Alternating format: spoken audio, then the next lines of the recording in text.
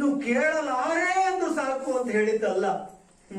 ನೀನು ಆರಂಭಿಸಿದ ವಿಷಯದ ಮುಕ್ತಾಯ ಇಲ್ಲಿಗೆ ಬಂದೀತು ಅಂತ ನಾನು ಕಲ್ಪಿಸಿಯೂ ಇರಲಿಲ್ಲ. ಹಾಗಾಗಿ ಸಾಕು, ಇನ್ನು ಕೇಳಲಾರೆ ನಾನು. ಕೃಷ್ಣ, ನನ್ನ ಹುಟ್ಟಿನ ಬಗೆಗೆ ನಾನು ತಿಳಿದುಕೊಳ್ಳಬೇಕು ಎನ್ನುವ ಅದಮ್ಯ ಆಸಕ್ತಿ ಇದ್ದಂತಹ ದಿನಗಳಿದ್ದು, ಅಥವಾ ಹೀಗೆ ಹೇಳೋಣ, ನನ್ನ ಹುಟ್ಟಿನ ಬಗ್ಗೆ ಗೊತ್ತಿದ್ದವರು ಯಾರಾದರೂ ಮುಂದೆ ಬಂದು ಹೇಳಬೇಕು ಹೇಳಬೇಕು ಅಂತ ನಾನು ಕಂಡವರ ಕಣ್ಣಲ್ಲಿ ಯಾಚಿಸಿದ್ದೆ. ಗೊತ್ತಿರಬಹುದೋ ಇವರಿಗೆ ನನ್ನ ಹುಟ್ಟು? ಆ ಕಾಲದಲ್ಲಿ ಗೊತ್ತಾಗದ ಸತ್ಯ ಈ ಕಾಲದಲ್ಲಿ ಗೊತ್ತಾಗಿ ಏನಾಗುವುದಕ್ಕಿದೆ? ನೀನು ಹೇಳಿದ ಈ ಕಥನದಿಂದ ನನ್ನ ಜೀವನದಲ್ಲಿ ನಾನು ಇದುವರೆಗೆ ಸಾಗಿ ಬಂದ ಈ ವಿಶಾಲವಾದ ಆಯಸ್ಸಿನಲ್ಲಿ ಯಾವ ನಿರ್ಧಾರಕ್ಕೂ ಯಾವ ಘಟನೆಗೂ ಪಶ್ಚಾತ್ತಾಪ ಪಟ್ಟುಕೊಳ್ಳಬೇಕಾದಂಥದ್ದು ನನಗೆ ಅನಿಸುವುದಿಲ್ಲ. ಆ ರೀತಿಯಿಂದಲೂ ಸಾಕು. ಕೃಷ್ಣ, ಮೊದಲೆಲ್ಲ ನಾನು ನೊಂದುಕೊಂಡ, ರಾತ್ರಿ ಇಡೀ ಅಳುತ್ತಲೇ ಕೂತಿದ್ದ ಘಟನೆಗಳು ಎಷ್ಟೋ ಆಗಿ ಹೋಗಿದೆ. ಈಗ ನಿನ್ನ ಕಥೆಯನ್ನ ಕೇಳಿ ಸಾಕು ಅಂತ ಹೇಳುವುದು ಯಾಕೆ? ಹೇಳಬೇಕಿತ್ತು ಆ ಹೊತ್ತು ಅಂತ ನಾನು ಪಟ್ಟಿ ನೋಡಬಲ್ಲೆ. ಆ ಹೊತ್ತು ಯಾರಾದ್ರೂ ಹೇಳಬೇಕಿತ್ತು. ಯಾರು ಹೇಳಿದ್ರು? ಈ ಹೊತ್ತು ಹೇಳಿ ಆಗಬೇಕಾದದ್ದೇನಿದೆ ಅಷ್ಟೇ ಕಾರಣ, ಇನ್ನೇನು ಅಲ್ಲ. ಈ ಕಥೆಯನ್ನ ಹೇಳಿದೆ ನೀನು ಎನ್ನುವ ಕೋಪ ಅಲ್ಲ ಕೃಷ್ಣ. ನಂಬಿಕೆ ಬರುವುದಿಲ್ಲ, ತಾಪ. ನಂಬಿಕೆ ಇದೆ. ನಂಬಿಕೆ ಅಂತೇನು ಕೃಷ್ಣ? ಒಮ್ಮಿಂದೊಮ್ಮನೆ ಭಾವೋತ್ಕರ್ಷದಿಂದ ನಾನೇನು ಬಿದ್ದು ಹೋಗಲಿಲ್ಲ. ನಾನು ಬಿದ್ದು ಹೋಗಿದ್ರೆ, ನನಗೆ ಪ್ರಜ್ಞೆ ತಪ್ಪಿ ಹೋಗಿದ್ದಿದ್ರೆ ನೀನು ಆ ಪ್ರಶ್ನೆ ಕೇಳಬಹುದಿತ್ತು. ಒಂದು ಸತ್ಯವನ್ನ ಕೇಳಿದ ಆಘಾತ, ಅಥವಾ ಸತ್ಯ ಎಂದು ಒಪ್ಪಲಾಗದಂತಹ ಆಘಾತ. ಅದು ಎರಡೂ ಅಲ್ಲ ನನಗೆ. ಎರಡೂ ಕಾರಣಗಳಿಂದ ಕೇಳದೆ ಇದ್ದರೂ ಬುದ್ಧಿಯಿಂದ ನಾನು ಇದನ್ನ ತರ್ಕಿಸಿದ್ದೇನೆ ಕೃಷ್ಣ. ಹೆಚ್ಚೇನು ನಿನ್ನಲ್ಲಿ ಆಪ್ತವಾಗಿ ಹೇಳ್ತೇನೆ, ಕುಂತಿ ಮಾತೆಯನ್ನು ನೋಡಿದಾಗಲೆಲ್ಲ ನನಗೆ ಅನ್ನಿಸಿದ್ದಿತ್ತು ನಾನು ಹೀಗೆ ಮಗನೇ ಇರಬೇಕು ಅಂತ. ಸತ್ಯ ಗೊತ್ತಿದ್ದ ನಿನ್ನಂತವ್ರು ಯಾರು ಹೇಳಲಿಲ್ಲಲ್ಲ, ಹಾಗಾಗಿ ಗೊತ್ತಾಗಲಿಲ್ಲ. ಸೂತನೆಂದು ಕರೆಸಿಕೊಂಡವನಿಗೆ ಸೂತನಲ್ಲ ಎಂದು ಗೊತ್ತಿತ್ತು, ಸೂತ ಅಂತ ಕರೆಯುವವನಿಗೂ ಇವ ಸೂತ ಅಲ್ಲ ಅಂತ ಗೊತ್ತಿತ್ತು. ಕರೆಯುವ ಪರಿಸ್ಥಿತಿಯ ಮರ್ಮ ನಿನಗೆ ಗೊತ್ತಾದೀತ ಕೃಷ್ಣ. ನಿನ್ನನ್ನೊಬ್ಬ ಯಾದವ ಅಂತ ಕರೆದರೆ ನಿನಗೆ ಹೆಮ್ಮೆ ಆಗ್ತದೆ, ನನಗೆ ಸೂತ ಅಂತ ಕರೆದರೆ ಹೆಮ್ಮೆ ಆಗ್ತದೆ. ಗೊತ್ತಿದ್ರೆ ನಾನು ಸೂತ ಅಂತ, ನಾನು ಸೂತನಲ್ಲ ಅಂತ ಗೊತ್ತಿದೆ. ಕರೆಯುವವನಿಗೂ ಗೊತ್ತಿದೆ, ಕರೆಸಿಕೊಳ್ಳುವವನಿಗೂ ಗೊತ್ತಿದೆ. ಆಗ ಆಗುವ ಬೇಸರ ಎಷ್ಟು ಅಂತ ವರ್ಣಿಸ್ಲಿಕ್ಕೆ ಆಗುವುದಿಲ್ಲ ಕೃಷ್ಣ. ಈಗ ಬಿಡು, ಈಗ ನನ್ನ ಪರಿಸ್ಥಿತಿ ಹೇಗಾಗಿದೆ. ತಲೆ ಬೋಡ ಆದವನಿಗೆ ಬೋಡ ಬೋಡ ಅಂತ 40 ವರ್ಷ ಕರೆದ ನಂತರ ಬೋಡ ಅಂತ ಕರೀದಿದ್ರೆ ಬೇಸರ ಆಗ್ತದೆ ಅವನಿಗೆ. ಈಗ ನನಗೆ ಹಾಗಾಗಿದೆ. ಯಾರಾದ್ರೂ ಸೂತ ಅಂತ ಕರೀಲಿಲ್ಲ, ಕಲಿಕರಣ ಅಂತ ತಲೆ ಕೆಟ್ಟಿದೆ ನಿನಗೆ. ಸೂತ ಅಂತ ಕರೀರಿ ಅಭ್ಯಾಸ ಆಗಿದೆ ನನಗೆ. ಏನೂ ಅನ್ನಿಸಲ ಭಾವಕ್ಕೆ ತಲುಪಿದ ಈ ಪರಿಸ್ಥಿತಿಯಲ್ಲಿ ಬಂದು ಹೊಸ ಕತೆ ಹೇಳುತ್ತಿಲ್ಲ ಕೃಷ್ಣ. ಸಾಕು ಸಾಕು, ತಿಳಿದೆ. ಅಂತೂ ಕ್ಷತ್ರಿಯ ಅಷ್ಟೇ ಅಲ್ಲ, ಎಂಥ ಕ್ಷತ್ರಿಯ, ಎಂಥ ಕ್ಷತ್ರಿಯ. ಆ ಕುಂತಿಯಂತಹ ಸುದರ್ಭೆಯ ಸಂಜಾತ ನಾನು ಎನ್ನುವುದನ್ನ ನೀನು ಒಪ್ಪಿದೆಯಲ್ಲ, ಒಪ್ಪುವುದೇನು ನೀನ್ ಹೇಳಿದೆಯಲ್ಲ, ಒಂದು ಪುಣ್ಯ ಕೃಷ್ಣ. ಈಗ ನಾನು ನಿಜಕ್ಕೂ ಭಯಗೊಳ್ಳಬೇಕಾಗಿಲ್ಲ. ಸಮಾಧಾನ ಆಯ್ತು. ಸಭೆಯಲ್ಲಿ ಹೇಳಿಲ್ಲಲ್ಲ ಇದನ್ನ, ಸದ್ಯ ಒಳ್ಳೇದಾಯ್ತು. ಬೇರೆ ಏನಾದ್ರೂ ಅಪ್ಪಣೆ ಇದೆಯೇ? ನನಗೆ ಈಗ ಅನ್ನಿಸೋದು ಸಭೆಯಲ್ಲೇ ಹೇಳಬೇಕಿತ್ತು. ಯಾಕೆ ನೀನ್ ಈ ಮಾತು ಹೇಳಿ ತಡ ಆಯ್ತು. ನಾನು ನಿನ್ನನ್ನು ಇಲ್ಲಿ ಕರೆಯದೆ ಸಭೆಯಲ್ಲೇ ಹೇಳಿದಿದ್ರೆ ನಾನೀಗ ಈ ಕತೆ ನಿನಗೆ ಯಾಕೆ ಹೇಳಿದ್ದೆ? ಆ ಉದ್ದೇಶ ಈಡೇರ್ತಿತ್ತು ಅಂತ. ಯಾವುದು ಗೊತ್ತಾ? ಯಾವುದು?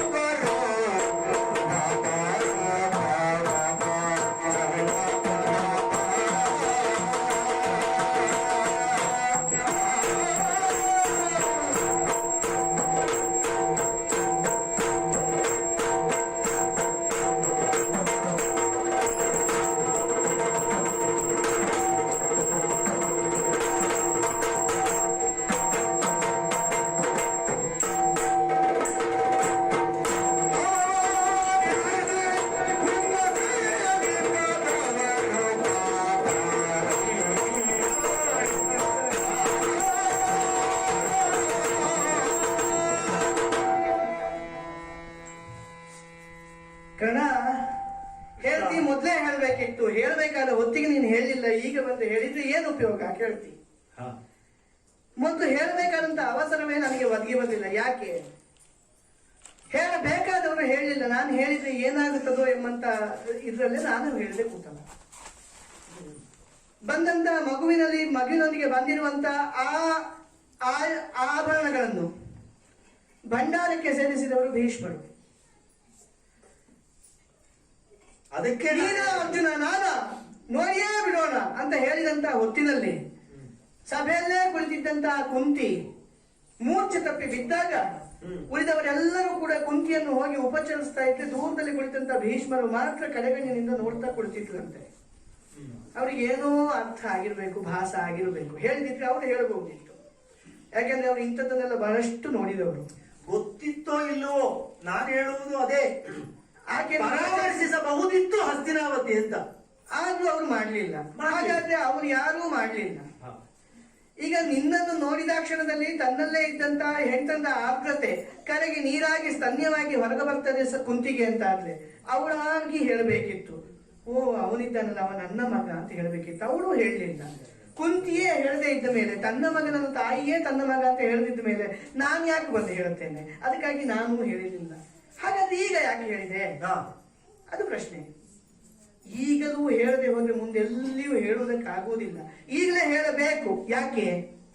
ಯುದ್ಧವೇ ಬದ್ಧ ಅಂತ ಆಗಿದೆ. ಕಾರಣ ಯುದ್ಧದಲ್ಲಿ ಗೆದ್ದವ ಸೋತವ ಸತ್ತ ಅಂತ ಒಂದು ಮಾತುಂಟು. ಯುದ್ಧದಲ್ಲಿ ಸಿಕ್ಕುವಂತ ಗೆಲುವು ಅಲ್ಲ ಅದು. ಆ ಒಂದು ಗೆಲುವನ್ನು ಪಡೆಯುವುದಕ್ಕೆ ಎಷ್ಟು ವಿನಿಯೋಗ ಆಗುತ್ತದೆ ಅಂತ ಹೇಳಿ ನೋಡಿದ್ರೆ ಪ್ರಪಂಚದಲ್ಲಿರುವಂತ ಎಷ್ಟು ಜನ ಹೆಂಗಳೆಯರು ತಮ್ಮ ಗಂಡನರನ್ನು ಕಳೆದುಕೊಳ್ತಾರೆ, ಅದೆಷ್ಟು ಜನ ಭಗಿನಿಯರು ತಮ್ಮ ಅಣ್ಣನರನ್ನು ಕಳೆದುಕೊಳ್ತಾರೆ, ಅದೆಷ್ಟು ಜನ ಮಾತೆಯರು ತಮ್ಮ ಮಕ್ಕಳನ್ನು ಕಳೆದುಕೊಳ್ತಾರೆ. ಇಷ್ಟು ಜನರನ್ನು ಕೊಂದು ಶವಗಳ ಪರ್ವತ ಒಟ್ಟುವ, ರುಂಡಗಳು ರಾಶಿ ಬೀಳುವ, ರಕ್ತ ಕಾಲುವೆಯಾಗಿ ಹರಿಯುವ, ಎತ್ತೆತ್ತ ನೋಡಿದ್ರು ಭೀಭತ್ಸವಾಗಿ ಕಾಣುವ, ತಮ್ಮಲ್ಲಿರುವಂತಹ ಸಂಪನ್ಮೂಲವನ್ನೆಲ್ಲವನ್ನೂ ವಿನಿಯೋಗಿಸಿ ಕೊನೆಯಲ್ಲಿ ಗೆದ್ದೇವು ಅಂತ ಹೇಳುವಾಗ ಜೈಕಾರ ಹಾಕುವುದಕ್ಕೆ 3 ಮತ್ತೊಂದು ಜನ ಬೆಂಗಡಿಯಲ್ಲಿ ಇರ್ತಾರೆ. ಬೇಕಾ ಇದು ಜಯವ? ಯುದ್ಧ ಹೇಳುವುದಕ್ಕೆ ಮಾತ್ರ ಕ್ಷತ್ರಿಯರಿಗೆ ಮೈ ಕುದಿಯುವಂತಹ ಒಂದು ವ್ಯವಹಾರ. ಯುದ್ಧದ ಪರಿಣಾಮಗಳು ಏನು ಅಂತ ಹೇಳಿದ್ರೆ ಎಷ್ಟು ಘೋರ ಅಂತ ಹೇಳಿ ನಾವಿಬ್ರು ಗೊತ್ತಿಲ್ಲದವರೇನು ಅಲ್ಲ. ಅದು ಯಾರ ಮಧ್ಯೆ ಯುದ್ಧ, ಯಾಕಾಗಿ ಯುದ್ಧ, ಇವೆಲ್ಲವನ್ನು ನೋಡಿದ್ರೆ ಇದು ಯುದ್ಧ ಆಗಿ ಕಾಣಿಸುವುದಿಲ್ಲ. ಇದು ಕೇವಲ ಮೈಸೊಕ್ಕಿನ ತಾಡನವಾಗಿ ಕಾಣಿಸ್ತದೆ. ಎದುರುಗಡೆಯಿಂದ ಎತ್ತೊಂದು ಬಂತು ಅಂತ ಅಂದ್ರೆ ಈ ಕಡೆಯಲ್ಲಿರುವಂತಹ ಗೂಳಿಗೆ ಇದ್ದಕ್ಕಿದ್ದಾಗೆ ಸ್ವಭಾವಜನ್ಯವಾಗಿ ಅದ್ರ ಬಗ್ಗೆ ಒಂದು ದ್ವೇಷ ಮೂಡುತ್ತದೆ. ಯಾಕೆ? ಯಾರಿಗೊತ್ತು? ಎರಡೂ ಒಂದು ತಾಡುತ್ತವೆ. ಎಲ್ಲಿಯ ತನಕ? ಒಂದು ಓಡುವ ತನಕ, ಇಲ್ಲ ಮತ್ತೊಂದರ ಕೊಂಬು ಮುರಿಯುವ ತನಕ, ಇಲ್ಲ ಒಂದು ಸಾಯುವ ತನಕ. ಯಾಕಾಗಿ ನಿಮ್ಮ ಹೋರಾಟ ಅಂತ ಕೇಳಿದ್ರೆ ಎರಡಕ್ಕೂ ಗೊತ್ತಿಲ್ಲ. ಅದು ಸ್ವಭಾವ ಮನುಷ್ಯರಾದ. ಮನುಷ್ಯರಿಗೆ ಬಂದಿರುವಂತಹ ಯಾವುದೇ ಸಮಸ್ಯೆಯನ್ನು ಕೂಡ ಮಾತುಕತೆಯ ಮೂಲಕ ಮನೀಷತ್ವದ ಮೂಲಕ ಬಗೆಹರಿಸಬಹುದಾದಂತ ಒಂದು ಸಾಧ್ಯತೆ ಇರುವಾಗ ಯುದ್ಧವೇ ಸಿದ್ಧ ಯುದ್ಧವೇ ಬದ್ಧ ಅಂತ ಹೇಳಿದ್ರೆ ಅವ ಮನುಷ್ಯ ಅಲ್ಲ ಅಂತ ಹೆಸರು. ನ್ಯಾಯವಾಗಿ ದಕ್ಕಬೇಕಾಗಿರುವಂತಹ ದಾಯ ಭಾಗವನ್ನು ಕೊಡುವುದಕ್ಕಾಗದೆ ಕೌರವ ಯುದ್ಧ ಮಾಡಬೇಕು ಅಂತ ಹೇಳುತ್ತಾನೆ. ಯಾಕೆ ಯುದ್ಧ ಅಂತ ಕೇಳಿದ್ರೆ ಅವನಿಗೆ ಗೊತ್ತು, ನಾನು ಕೊಡುವುದಿಲ್ಲ. ಅಲ್ಲಪ್ಪ, ನ್ಯಾಯ ಎಲ್ಲ ಕೇಳಬೇಡಿ, ನಾನು ಕೊಡುವುದಿಲ್ಲ ಅಷ್ಟೇ. ಅಲ್ಲ, ಕೊಡ್ತಿದ್ರೆ ಯುದ್ಧ ಆಗಬೇಕು, ನಾನು ಕೊಡುವುದಿಲ್ಲ. ಇದಕ್ಕೆ ವಿತಂಡವಾದ ಅಂತ ಹೆಸರು. ಯುದ್ಧವನ್ನು ತಪ್ಪಿಸುವುದಕ್ಕೆ ಸಭಾ ಮಧ್ಯದಲ್ಲಿಯೂ ನಾನಾಗಿರುವಂತಹ ಮಾತುಗಳನ್ನು ನೀನು ಕೇಳಿದವನೇ. ಮೊದಲಿಗೆ ಪಾಂಡವ ದೂತನಾಗಿ ಬಂದಂತ ನಾನು ಪಾಂಡವ ಹೇಳಿದ ಮಾತುಗಳನ್ನಷ್ಟೇ ಹೇಳಿದವ. ಅದನ್ನು ಕೇಳದೆ ಹೋದಾಗ ನನಗೂ ದುರ್ಯೋಧನಿಗೂ ಮತ್ತೆ ಕೊಡುಕೊಳ್ಳುವಿಕೆ ಇದೆ. ಅವನ ಮಗಳನ್ನು ನಮ್ಮಲ್ಲಿಗೆ ನಾವು ತೆಗೆದುಕೊಂಡು ಬಂದಿದ್ದೇವೆ ಲಕ್ಷಣೆಯನ್ನು. ಹಾಗಾದ್ರೆ ಒಬ್ಬ ನೆಂಟನಾಗಿ ಏನ್ ಹೇಳಬೇಕು ಅದನ್ನು ಹೇಳಿದೆ, ಅದನ್ನು ಕೇಳುವಂತ ಸ್ಥಿತಿಯಲ್ಲಿಲ್ಲ. ಕೊನೆಗೆ ದೇವನಾಗಿ ನಿಂತು ಏನನ್ನು ಹೇಳಬೇಕು ಅದನ್ನೂ ಹೇಳಿದೆ, ಅದನ್ನೂ ಕೇಳಲಿಲ್ಲ. ಹಾಗಾದ್ರೆ ನಾನು ಯಾವ ನೆಲೆಯಲ್ಲಿ ನಿಂತು ಅವನಿಗೆ ಬುದ್ಧಿವಾದವನ್ನು ಹೇಳಿದ್ರು ಕೇಳುವುದಿಲ್ಲ ಅಂತ ಆದ್ರೆ ಆಗ ಸಿದ್ಧವಾಗಿ ಬಂದದ್ದು ಯುದ್ಧ. ಈಗ ಯಾಕಾಗಿ ಯುದ್ಧ ಆಗಬೇಕು? ಯುದ್ಧವನ್ನು ತಪ್ಪಿಸುವುದಕ್ಕೆ ಏನೆಲ್ಲ ಮಾಡಬಹುದು ಅಂತ ವಿಕಲ್ಪಗಳಿದ್ದಾವೆ ಅಂತ ನೋಡುವಾಗ ನನ್ನ ಕಣ್ಣಿಗೆ ಕಂಡದ್ದು ಇದೊಂದೇ ವಿಕಲ್ಪ. ಕರ್ಣನಿಗೆ ತಾನು ಯಾರು ಅಂತ ಗೊತ್ತಾದ್ರೆ ಯುದ್ಧ ತಪ್ಪುತ್ತದೆ. ಯಾಕೆ? ಅಯ್ಯ, ನೀನಿರುವಂತಹ ಸ್ಥಿತಿಯಲ್ಲಿ, ನಿನ್ನ ವರ್ಚಸ್ಸಿಗೆ, ನೀನು ಮಾಡಿರುವಂತಹ ಸಾಧನೆಗೆ, ನೀನು ಸ್ವಯಂ ಕುಂತಿಯ ಹಿರಿಯ ಮಗ ಅಂತ ಗೊತ್ತಾದ ಮೇಲೆ ಈಗ ಯಾರು ಯುದ್ಧ ಮಾಡ್ತಾನೆ? ಧರ್ಮರಾಯನಿಗೆ ಒಂದು ಮಾತು ಹೇಳಿದ್ರೆ ಸರಿ, ಅವನು ಬಂದು ನಿನ್ನ ಕಾಲು ಹಿಡಿತಾನೆ, ಅಣ್ಣ ಬರಬೇಕು ಅಂತ. ಶಾಸ್ತ್ರ ಪ್ರಕಾರವಾಗಿ ನೋಡಿದ್ರು ಕೂಡ ನೀನು ಪಾಂಡವನೇ ಆಗುತ್ತೆ. ಯಾಕೆ? ಎರಡು ರೀತಿಯಲ್ಲಿ ಹುಟ್ಟಬಹುದಂತೆ ಈ ರೀತಿಯ ಅನಧಿಕೃತವಾದಂತಹ ಮಕ್ಕಳು. ಒಂದು ಕಾನೀನ, ಮತ್ತೊಂದು ಸುಹೋಢ ಅಂತ. ಕನ್ಯೆಯಾಗಿ ಹುಟ್ಟಿದವಳಲ್ಲಿ ಯಾವುದೋ ಒಬ್ಬ ಮಗನನ್ನು ಹುಟ್ಟಿದ ಮೇಲೆ ಆಮೇಲೆ ಇನ್ಯಾರೋ ಒಬ್ಬನನ್ನು ಮದುವೆ ಆದ್ರೆ ಆ ಕಾನೀನನಿಗೆ ಈ ಕನ್ಯೆ ಯಾರನ್ನು ಮದುವೆ ಆಗುತ್ತಾಳೋ ಅವನೇ ತಂದೆ ಆಗುತ್ತಾನೆ. ಇದು ಶಾಸ್ತ್ರ. ಸುಹೋಢ ಅಂತ ಹೇಳಿದ್ರೆ ಮದುವೆಗೆ ಮುನ್ನವೇ ಒಬ್ಬನಿಂದ ಮಗುವನ್ನು ಪಡೆದು ಕೊನೆಗೆ ಅವನನ್ನೇ ಮದುವೆ ಆದ್ರೆ ಆಗಲೂ ಅಷ್ಟೇ ಅವನೇ ಆ ಮಗುವಿಗೆ ತಂದೆ ಆಗುತ್ತಾನೆ. ಶಾಸ್ತ್ರ ನಿಬದ್ಧವಾಗಿಯೂ ನೀನು ಪಾಂಡವನೇ ಆಗಿ ನಿಲ್ತಿ, ಧರ್ಮರಾಯನಿಗಿಂತ ದೊಡ್ಡವನಾಗಿ ಕಾಣಿಸ್ತಿ. ತನ್ನ ಅಣ್ಣ ನೀನು ಅಂತ ಗೊತ್ತಾದ್ರೆ ಪಾಂಡವರು ನಿನ್ನನ್ನು ಒಪ್ಪುತ್ತಾರೆ. ಕೌರವ ನೀನು ಪಾಂಡವ ಅಂತ ಗೊತ್ತಾದ್ಮೇಲೆ ಎಷ್ಟಾದ್ರೂ ಕೂಡ ನಿನ್ನಲ್ಲಿ ಅಮಿತವಾದಂತಹ ಮಮತೆಯನ್ನು ಹೊಂದಿದ ಮಾಮ, ನಿನ್ನಲ್ಲಿ ಗೆಳೆತನವನ್ನು ಹೊಂದಿದ ಮಾಮ, ಅವ ನಿನ್ನನ್ನು ಬಿಟ್ಟು ಹಾಕ್ತಾನ? ಕರ್ಣ ಕೌರವರಲ್ಲ, ಪಾಂಡವರಲ್ಲ, ಕಟ್ಟವನ್ನು ಏರ್ಬೇಕಾದವ ನೀನು. ಈ ಅಖಂಡ ಆರ್ಯಾವರ್ತದ ಅರಸು ಮಕ್ಕಳನ್ನು ಚಕ್ರವರ್ತಿ ಪೀಠದಲ್ಲಿ ನಿಂತು ಅದನ್ನು ಗುರ್ತಿಸಬೇಕು, ಅವರನ್ನೆಲ್ಲ ಪಾಲಿಸಬೇಕಾದವನು ನೀನು. ಯಾಕೆ? ನೀನು ಎಲ್ಲರಿಗೂ ಹಿರಿಯ ಅಣ್ಣ. ನೀನೇ ಎಲ್ಲಿಯಾದ್ರೂ ರಾಜನಾಗತಿ ಅಂತಾದ್ರೆ ನಾನು ಹೇಳಿ ರಾಜನನ್ನಾಗಿಸ್ತೇನೆ. ನೀನು ರಾಜ ಆಗುವುದು ಹೌದು ಅಂತಾದ್ರೆ ಕೌರವ ಆಗುವುದಿಲ್ಲ ಅಂತ ಹೇಳುವುದಿಲ್ಲ. ಯಾಕೆ? ಪಾಂಡವರಿಗೆ ಕೊಡುವುದಿಲ್ಲ ಅಂತ. ಅದು ನಿನಗೆ ರಾಜ್ಯ ಕೊಡುವುದಿಲ್ಲ ಅಂತ ಅವ ಇಲ್ಲ. ಹಾಗೆ ಇರುವುದೇ ಹೌದಾದ್ರೆ ಯಾರೋ ಏನೋ ನೀನು ಆಗಿದ್ದ ಕಾಲದಲ್ಲಿ ತಗೋ ಅಂಗದೇಶ ಅಂತ ಕೊಟ್ಟಿದ್ನಾವ. ಹಾಗಾದ್ರೆ ನೀನೇ ರಾಜನಾಗುವುದಾದ್ರೆ ಕೌರವರು ಒಪ್ಪುತ್ತಾರೆ, ಪಾಂಡವರಂತೂ ಸಂತೋಷದಿಂದ ಒಪ್ಪುತ್ತಾರೆ. ನಮ್ಗೂ ಬೇಡ ರಾಜ್ಯ, ಅವನಿಗೆ ಸಿಕ್ಕುದಾದ್ರೆ ನಮ್ಮ ಅಣ್ಣ ಅವ. ಹಿಂಬದಿಯನ್ನು ಒಮ್ಮೆ ಆಲೋಚನೆ ಮಾಡು. ಇತ್ತ 101 ಮಂದಿ ಕೌರವರು ತಂಗಿಯೂ ಸೇರಿ, ಇತ್ತ 5 ಮಂದಿ ಪಾಂಡವರು, ಎಲ್ಲರೂ ಕೂಡ ನಿನ್ನನ್ನು ಓಲೈಸುತ್ತಾ ಇರುವಾಗ, ನೀನು ಮಧ್ಯದಲ್ಲಿ ರಾಜನಾಗಿ ಕೊಯ್ದಿರುವಾಗ, ಎದುರುಗಡೆಯಲ್ಲಿ ಕುಂತಿದೇವಿ ಆಶೀರ್ವಾದ ಮಾಡುವುದನ್ನು ಒಬ್ಬ ಚತುರ ಚಿತ್ರಕಾರನಲ್ಲಿ ಹೇಳಿದ್ರೆ ಎಷ್ಟು ಚಂದ ಚಿತ್ರಿಸಿಯನು. ಆ ಚಿತ್ರಣವನ್ನು ಮನಸ್ಸಿಗೆ ತಂದುಕೋ. ಇಂಥ ಅಮೋಘ ಸಿರಿ ನಿನ್ನ ಪದತಂತ್ರದಲ್ಲಿ ಬೀಳುವಾಗ ನೀನು ಆ ದುರ್ಯೋಧನ ತಂಬೂಲಕ್ಕೆ ಕೈಯೊಡ್ಡಿ ಯುದ್ಧವನ್ನು ಮಾಡ್ತೀಯ. ಯುದ್ಧ ಬೇಡಪ್ಪ, ಏನ್ ಹೇಳ್ತಿ? ಕ್ಷಣ ಸಮಯ ಕೊಡ್ತೀಯ ನೀನು ಒಪ್ಪುತ್ತಿ ಅಂದ್ರೆ ಎಷ್ಟು ತಕ್ಕೋ ಸಮಯ, ಬೇರೆ ಯಾರಿಗೆ ಬೇಡ.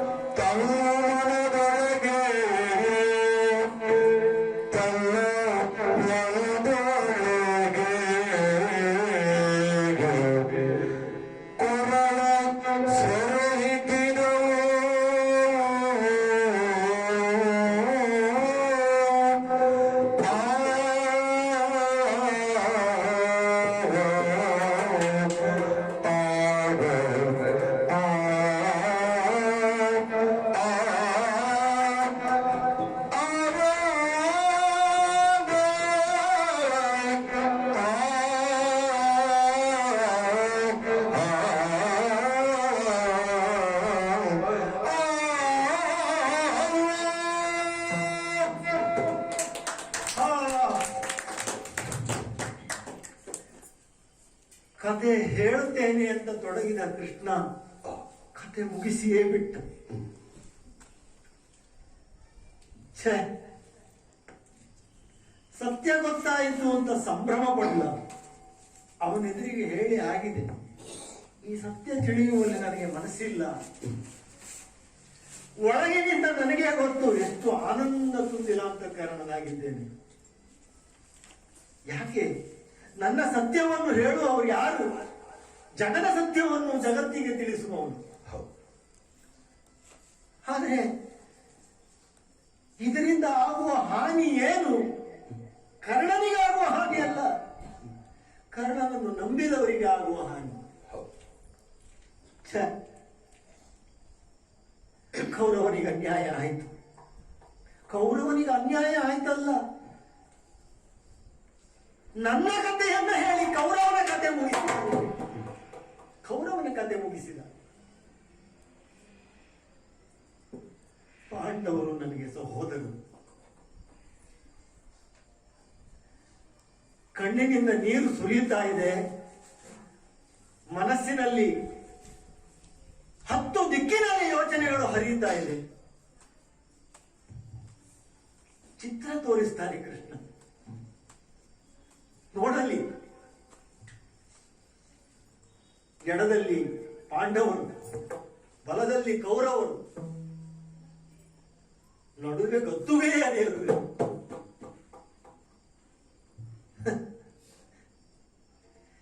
ಈ ಮಹಾ ಕಲಾಕಾರ ಬರೆಯುವ ಚಿತ್ರಕ್ಕೆ ನಾನೊಬ್ಬ ವಸ್ತು ಆಗಬಲ್ಲನೆ?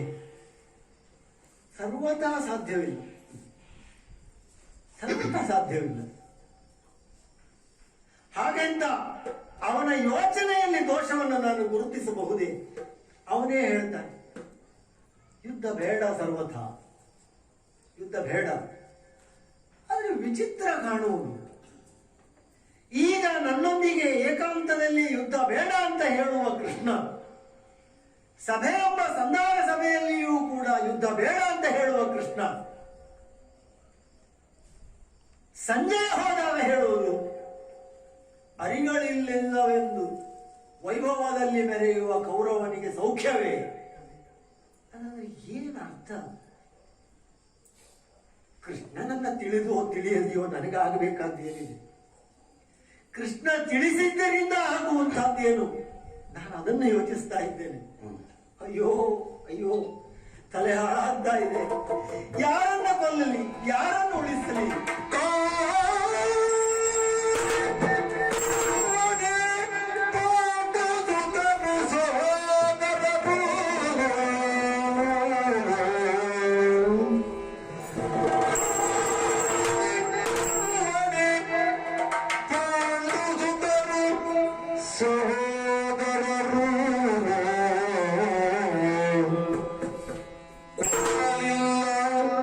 ಕೊಲ್ಲಬೇಕಾದ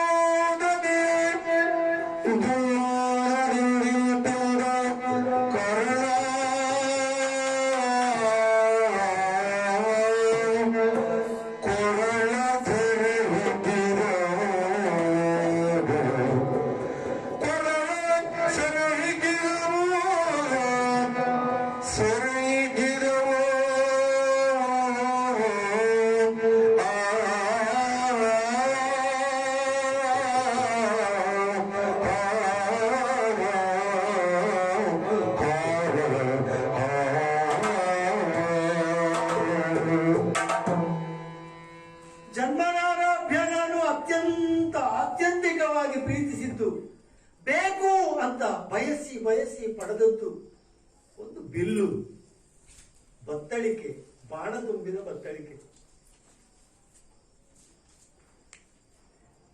ಪ್ರತಿಸ್ಪರ್ಧಿ ಅಂತ ವೈರಿಯಾಗಿ ಕಂಡದ್ದು ಅರ್ಜುನ. ಮಿಕ್ಕ ಪಾಂಡವರಲ್ಲಿ ನನಗೆ ದ್ವೇಷವೂ ಇಲ್ಲ, ವೈರವೂ ಇಲ್ಲ, ಸ್ಪರ್ಧೆಯೂ ಇಲ್ಲ. ಆದರೆ ಅವರಲ್ಲಿ ಮಮಕಾರವೂ ಇರಲಿಲ್ಲವಲ್ಲ. ಇವ ಹುಟ್ಟಿಸಿದನಲ್ಲ ಈಗ ಮಮಕಾರ. ಬೇರೆ ಯಾರೋ ಕರ್ಣನನ್ನ ಈ ರೀತಿಯಾಗಿ ಭೇದಿಸಬೇಕು ಅಂತ ಪ್ರಯತ್ನ ಪಟ್ಟಿದ್ರೆ ಅವರ ಪ್ರಯತ್ನಕ್ಕೆ ನಾನು ಬೆಲೆ ಕೊಡ್ತಿರ್ಲಿಲ್ಲ. ಆದ್ರೆ ಹೇಳುವವನು ಮಧುಸೂದನ. ಇಲ್ಲ ಇಲ್ಲ, ಇವನ ಉದ್ದೇಶವೇ ನನ್ನನ್ನು ಹೊಕ್ಕಿರಿಯುವುದಾಗಿತ್ತು. ಹೊಕ್ಕಿರಿದ ನನ್ನನ್ನು ಇರಿದ ಪರ್ಯಾಯದಲ್ಲಿ ಕೌರವನನ್ನು ಕೊಂದ. ನಾನು ನೋಡಿದ್ದೇನೆ ಆ ಕಣ್ಣುಗಳನ್ನು. ಕೃಷ್ಣನ ಕೈಯಲ್ಲಿ ದುರವೀಳ್ಯವನ್ನ ಕೊಡುವಾಗ ಕಣ್ಣಿದ್ದದ್ದು ಕೌರವನದು ನನ್ನ ಮೇಲೆ. ಹೇಗೆ ಹೇಗೆ ಕರ್ಣ? ಆದೀತು. ನನ್ನ ಅವನ ಕಣ್ಣುಗಳ ಸಂಭಾಷಣೆ ಅದು ಯಾರಿಗೂ ಗೊತ್ತಾಗುವುದಿಲ್ಲ. ಅಂದ್ರೆ ಅದರ ಅರ್ಥ ಏನು? ನಿನ್ನನ್ನು ನಂಬಿಕೊಳ್ತಾ ಇದ್ದೇನೆ, ಈ ದುರವೀಳ್ಯ. ಆ ನಂಬುವಿಗೆ ಮೋಸ ಆಯಿತು. ಇವ ಹೇಳಿದ್ದಕ್ಕೆ ನಾನು ಒಪ್ಪುತ್ತೇನೋ ಬಿಡುತ್ತೇನೋ ಅದೆಲ್ಲ ವಿಷಯ. ಇಲ್ಲಿ ವಿಷಯವನ್ನು ತಿಳಿದ ನಂತರ ಕರ್ಣ ಇನ್ನು ಹೇಗಿರ್ಬೇಕು?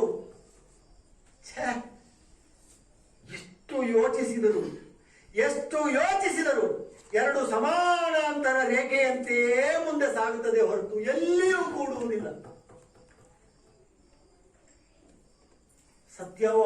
ಸತ್ಯ ಸಂಕಲ್ಪನಾದ ನನಗೆ ಸತ್ಯವನ್ನು ಅರಿಹಿದ ಭಗವಂತನನ್ನು ನಿಲ್ಲಿಸಿಲ್ಲ. ಎಷ್ಟೊತ್ತು ನಿಂತ ಏಕಾಂತದಲ್ಲಿ ಮಾತನಾಡುವುದಕ್ಕಿದೆ ಅಂತ ಕರ್ಣನನ್ನ ಕೊಂಡು ಹೋದ. ಕೃಷ್ಣನೂ ಮುಂದೆ ಹೋಗಲಿಲ್ಲ, ಕರ್ಣನೂ ಹಿಂದೆ ಬರಲಿಲ್ಲ. ಕೌರವ ಬಂದನು. ಹಾಗಾಗಿ ಮಾಧವ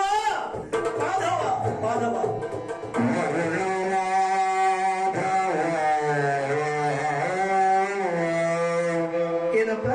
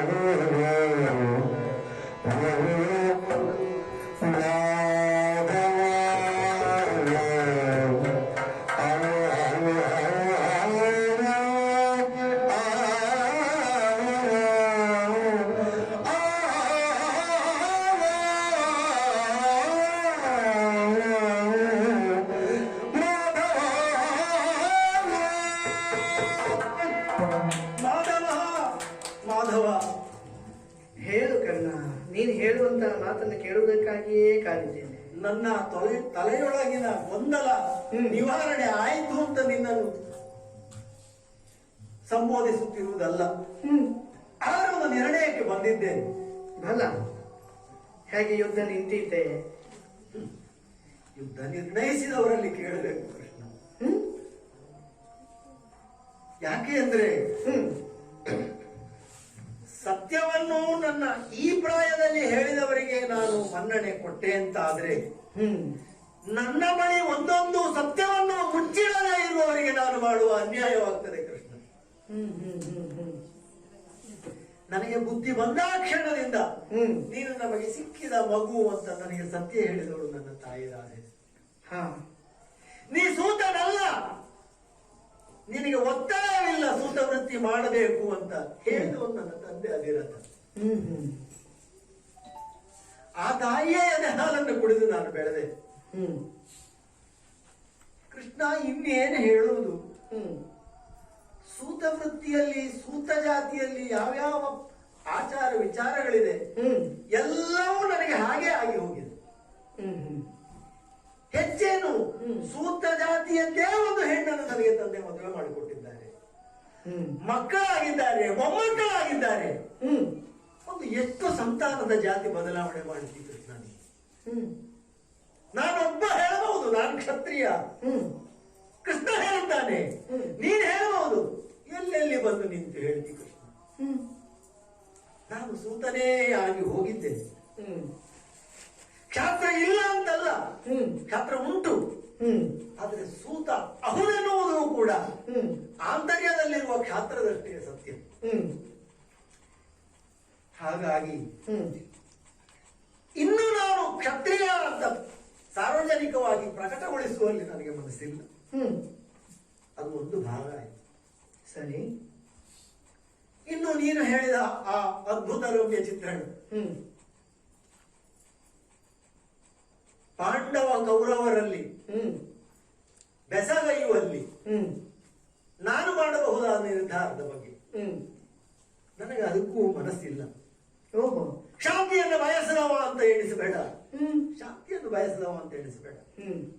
ನನಗೆ ಅರ್ಥ ಆಗ್ತದೆ, ನೀನು ಬಹುದೊಡ್ಡ ಶಾಂತಿ ಪ್ರಿಯರಾಗಿ ಈ ಮಾತಾಡ್ತಾ ಇದ್ದೀನಿ. ಆದ್ರೆ ಕರ್ಣ ತನ್ನ ತಲೆಯನ್ನ ಕೊಟ್ಟು ಶಾಂತಿಯನ್ನ ಪಡೆಯಬಹುದಾಗಿದ್ರೆ ಈ ನಿನ್ನ ಪದದಲ್ಲಿ ನನ್ನ ತಲೆಯನ್ನು ಕೊಡ್ತಿದ್ದೆ ಕೃಷ್ಣ. ಇದನ್ನು ಮಾಡಲಾರೆ. ಧರ್ಮರಾಯನ ಧರ್ಮಭೀರುತ್ವದ ಬಗ್ಗೆ ನಾನು ಚೆನ್ನಾಗಿ ತಿಳಿದವನು. ಅವನಷ್ಟು ಧರ್ಮದ ಬಗ್ಗೆ ಹೆಚ್ಚೆಗೂ ಕಾಳಜಿ ವಹಿಸುವ ವ್ಯಕ್ತಿ ಈ ಭರತಖಂಡದಲ್ಲಿ ಇನ್ನು ಮುಂದೆ ಯಾರು ಹುಟ್ಟಲಿಕ್ಕಿಲ್ಲ. ಇದು ನನ್ನ ವಾಕ್ಯ. ಒಪ್ಪಿದ್ದೇನೆ, ಎರಡು ಮಾತಿಲ್ಲ. ಅತ್ಯಂತ ಪ್ರಾಮಾಣಿಕ ವ್ಯಕ್ತಿ. ಆದ್ರೆ ನಾನೇನಾಗಿದ್ದೆ ಒಂದು 30-40 ವರ್ಷಗಳ ಹಿಂದೆ, ಅದರ ಹಿನ್ನೆಲೆಯಲ್ಲಿ 14-16 ವರ್ಷಗಳ ಹಿಂದೆ ನನಗೆ ಬಹುದೊಡ್ಡ ಕೊಡುಗೆಯಿಂದ ನೀಡಿದ ಗೌರವವನ್ನು ನಾನು ಮರೆಯಲಾರೆ ಕೃಷ್ಣ. ನನ್ನ ತುಡುಕುತನ ಅರಸು ಮಕ್ಕಳ ಪರೀಕ್ಷಾ ರಂಗಕ್ಕೆ ಧುಮುಕಿದ್ದು, ಆಗಷ್ಟೇ ವಿದ್ಯೆ ಕಲಿತಿದ್ದೆ ನೋಡು. ಅರ್ಜುನ ತೋರಿಸಿದ ಅಷ್ಟೂ ಸಾಮರ್ಥ್ಯವನ್ನು ನಾನು ತೋರಿಸಿದ್ದು ಸತ್ಯ ತಾನೆ. ಎಲ್ಲರೂ ಮೆಚ್ಚಿದ್ರು. ಯಾಕೆ? ಯಾರಿಗೂ ಗೊತ್ತಿಲ್ಲ ನಾನು ಯಾರು ಅಂತ. ದ್ರೋಣರು ಬಂದು ನೀನ್ ಯಾರು, ತಂದೆ ಯಾರು, ಗೋತ್ರ ಯಾವುದು, ಪ್ರವರ ಯಾವುದು ಹೇಳು ಅಂತ ಹೇಳಿದ್ದು ಕಾಯ ವಾಚ ಮನಸ್ಸ ಅವರಿಗೆ ಬೇಕಾಗಿ ಅಲ್ಲ. ನಾನು ಯಾವ ಜಾತಿಯ ಮಾತ್ರ ಅವರಿಗೆ. ನಾಯಿಯ ಬಾಯಿಯನ್ನು ಮುಚ್ಚಿದ ಬೇಡನಿಗೆ ಕೇಳಿದ್ರ ನಿನ್ನ ಜಾತಿ ಯಾವುದು ಅಂತ? ಕೇಳಲಿಲ್ಲ. ಇಲ್ಲಿ ಕೇಳಿದ್ ಯಾಕೆ? ಅವರೊಂದು ಮಾತು, ಪಾರ್ಥ ಏವದನು ತರಹ ಹೇಳಿ 2 ಕ್ಷಣ ಆಗಲಿಲ್ಲ ನಾನು ಬಂದು ನಿಂತು ಅಲ್ಲ ಅಂತ ತೋರಿಸಿದ್ದೆ. ಅದ ಅವರ ಅಭಿಮಾನಕ್ಕೆ ಬಿದ್ದ ಪೆಟ್ಟು. ಆಗ ಬಂದವನು ನನ್ನ ಪೊರೆದ ದಾತಾರ. ಏನು? ಜಾತಿ ಅಡ್ಡವೇ, ಗೋತ್ರ ಅಡ್ಡವೇ, ಪ್ರವರ ಅಡ್ಡವೇ, ಅಂಗಾಧಿಪತಿ ಇವನು. ಕೊಡ್ಲಿಕ್ಕೆ ಇವನ ಹತ್ರ ಇರ್ಲಿಲ್ಲ ಅನ್ನುವುದು ನನಗೆ ಗೊತ್ತು. ಕೊಟ್ಟದ್ದನ್ನು ನಾನೇ ಹೋಗಿ ಆಳಬೇಕು ಅನ್ನುವುದು ಇಲ್ಲ ಅನ್ನುವುದು ಕೌರವನಿಗಿದೆ ಅಂತ ಗೊತ್ತು. ಕೊಟ್ಟ ಅಂಗದೇಶ ಯಾವ ದಿಕ್ಕಿಗಿದೆ ಅಂತ ನೀನು ಇವತ್ತಿಗೂ ನೋಡಿದ? ನಾನು ಹೋದವನ್ನೆಲ್ಲ ಒಪ್ಪಿಕೊಳ್ತೇನೆ, ಇನ್ನು ಹೋಗುವುದೂ ಇಲ್ಲ. ಅದು ಕೊಟ್ಟ ಕೌರವನಿಗೆ ಬಿಟ್ಟಿದ್ದೇನೆ ನಾನು. ನನಗೆ ಆಗಬೇಕು ಅಂಗ. ನನ್ನ ಸರ್ವಾಂಗವು ಕೌರವನಿಗೆ ಇದ್ದ ಮೇಲೆ ಒಂದು ಸಣ್ಣ ತುಂಡಿನ ಅಂಗ ಇಟ್ಕೊಂಡು ನಾನೇನು ಮಾಡಿ? ನನ್ನನ್ನು ನಂಬಿದ ಕೌರವನಿಗೆ ಹ್ಮ್ ನಾನು ಮೋಸ ಮಾಡಲಾರೆ. ಓ ಖಂಡಿತ ಮೋಸ ಮಾಡಲಾರೆ. ಹ್ಮ್ ನಾಳೆ ಕೌರವನ ಪಕ್ಷದಲ್ಲಿರುವ ಹ್ಮ್ ಅವನನ್ನೇ ಎತ್ತಿ ಆಡಿಸಿ ಅವನ ಬಲವಂಶಾದಿಗಳನ್ನೇ ಎತ್ತಿದ್ದಂತಹ ಭೀಷ್ಮರು ಕೈಗೊಳ್ಳಬಹುದು, ಈ ಕರ್ಣ ಕೈಗೊಳ್ಳುವವನಲ್ಲ. ಹ್ಮ್ ಹ್ಮ್ ಕೃಷ್ಣ, ಹ್ಮ್ ಕೌರವನ ಕೊನೆಯ ಉಸಿರು ಹೋಗುವ ಒಂದು ಕ್ಷಣದ ಮೊದಲು ನನ್ನ ಉಸಿರು ಹೋಗಲಿ ಅಂತ ಈ ಉಸಿರನ್ನ ಕಾದಿರಿಸುವ ಕರ್ಣ. ಓಹೋ ನೀ ಹೇಳಿದಂತೆ ಹ್ಮ್ ನಾನು ಅಧಿಕಾರ ಗದ್ದುಗೆಯನ್ನ ಏರಿದರೂ ಹ್ಮ್ ಕೌರವನ ದಾಸ್ಯದಿಂದ ನಾನು ಮುಕ್ತನಾಗಲಾರೆ ಕೃಷ್ಣ. ಹ್ಮ್ ಹ್ಮ್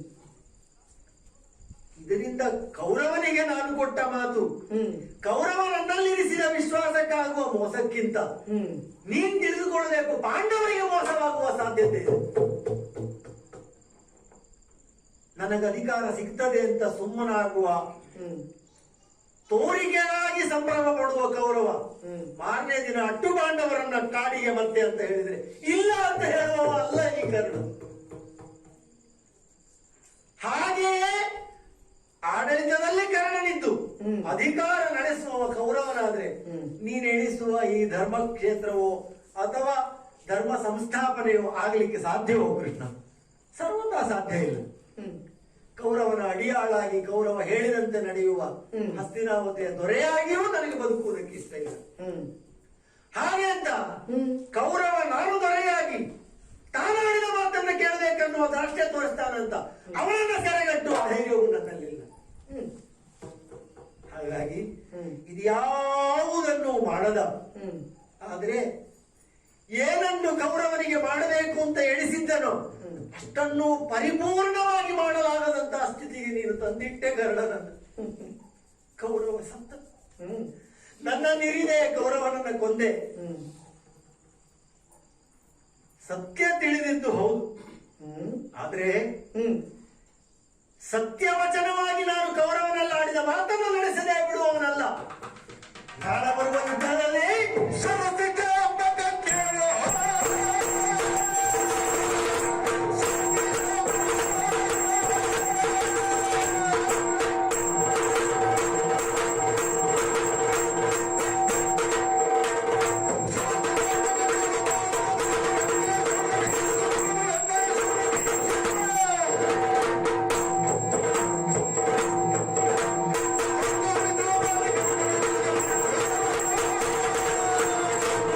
ನೀನು ತೋರಿಸಿದ ಆ ಚಿತ್ರವನ್ನು ನಿನ್ನ ಮನಸ್ಸಿನಲ್ಲಿ ನನ್ನ ಮನಸ್ಸಿನಲ್ಲಿ ತೆಗೆದುಹಾಕು. ನಾನು ತೋರಿಸ್ತೇನೆ ಚಿತ್ರ. ನಾವೆಲ್ಲರೂ ಕೂಡ ಒಂದಲ್ಲ ಒಂದು ದಿನ ಈ ಯುದ್ಧದಲ್ಲಿ ಹತರಾಗುವುದಕ್ಕೆ ಇರುವವರು ಅಂತ ನನಗೆ ಸ್ಪಷ್ಟವಾಗಿ ಕಾಣ್ತಾ ಇದೆ. ಖಾಂಡವಾಗ್ನಿ ಎನ್ನುವಂತಹ ಹ್ಮ್ ಅರ್ಜುನನ ಬಿಲ್ಲಿನಿಂದ ಹೊರಡುವ ಬಾಣಗಳಿಂದ ಹ್ಮ್ ಏರ್ಪಡುವಂತಹ ಜ್ವಾಲೆಗೆ ನಾವೆಲ್ಲ ಬಲಿಯಾಗುವವರೇ. ಆದರೆ ಹ್ಮ್ ಆ ಕೌರವನಿಗಾಗಿ ಮುಡಿಪಾಗಿಟ್ಟ ಈ ಶರೀರ ಹ್ಮ್ ಅದನ್ನು ಕುರುಕ್ಷೇತ್ರದಲ್ಲಿ ಬೇಯಿಸುವುದಕ್ಕೆ ಸಿದ್ಧನಾಗಿದ್ದಾನೆ ಈ ಕಾರಣ. ಇದರ ಮುಂದೆ ನನ್ನಿಂದ ಏನೂ ಅಪೇಕ್ಷಿಸಬೇಡ ಕೃಷ್ಣ. ಇದು ಕೊನೆ ಮಾತಲ್ವೇ? ಕೊನೆಯ ಮಾತು. ನೀನೇ ಕೊನೆ ಮಾಡಿದ್ಮೇಲೆ ನಾನು ಯಾಕೆ ಮುಂದುವರಿಸ್ಲಿ? ಸರಿ, ಒಪ್ಪುತ್ತೇನೆ. ನೀನು ಕೌರವನ ಮೇಲೆ ಇಟ್ಟಿರುವಂತ ಈ ಅಭಿಮಾನ ಮತ್ತು ಗೆಳೆತನವನ್ನು ನಾನು ಗೌರವಿಸ್ತೇನೆ. ಅದು ಒಂದು ಅರ್ಥ ಮಾಡಿಕೊ. ಕೌರವ ನಿನ್ನ ಮೇಲೆ ಇದೇ ಗೆಳೆತನವನ್ನು ಹೊಂದಿದ್ದಾನೆ ಅಂತ ನೀನು ಶ್ರುತಪಡಿಸಿಕೊಂಡ್ರೆ ನಿನಗೆ ಒಳ್ಳೆಯದು. ಎಲ್ಲಾದರೂ ಪಾಂಡವ ವಿದ್ವೇಷ, ಅರ್ಜುನ ವಿದ್ವೇಷ ಎನ್ನುವಂತ ನಿನ್ನ ಸ್ವಾರ್ಥವೇ ನಿಮ್ಮಿಬ್ಬರ ನಡುವಿರುವಂತ ಈ ಗೆಳೆತನಕ್ಕೆ ಮೂಲ ಬಂಧ ಅಂತ ಆದ್ರೆ ಅದಕ್ಕೆ ಗೆಳೆತನ ಅಂತ ಹೇಳುವುದಿಲ್ಲ. ಇನ್ನು ನಿನ್ನ ಇಷ್ಟ. ಹುಟ್ಟಿದಂತಹ ಸಿಹಿ ನೀರಿನ ನದಿ ಸೇರುವಂತಹ ಸಮುದ್ರಕ್ಕೆ ಸೇರಿದ ಮೇಲೆ ಅದರಲ್ಲಿ ಸಿಹಿ ನೀರು ಉಳಿಯುತ್ತದ? ಹುಟ್ಟಿದ್ದು ಕುಂತಿಯ ಹೊಟ್ಟೆಯಲ್ಲಾದರೂ ಸೇರಿದ್ದು ದುರ್ಯೋಧನನಿಗೆ ಅಂತ ಹೇಳಿದ ಮೇಲೆ ಮತ್ತೆ ನಿನ್ನಿಂದ ನಾನು ಸಿಹಿಯನ್ನು ಬಯಸಿದ್ರೆ ತಪ್ಪು ನನ್ನದಾಗಿತ್ತು. ಇನ್ನು ಯಾಕೆ ನಾನು ನಿಲ್ಲಬೇಕು? ಇನ್ನು ಯಾಕೆ ನೀನು ನಿಲ್ಲಬೇಕು? ನೀನು ಅಡಿ ಎತ್ತುವುದೇ ಒಳ್ಳೆಯದು.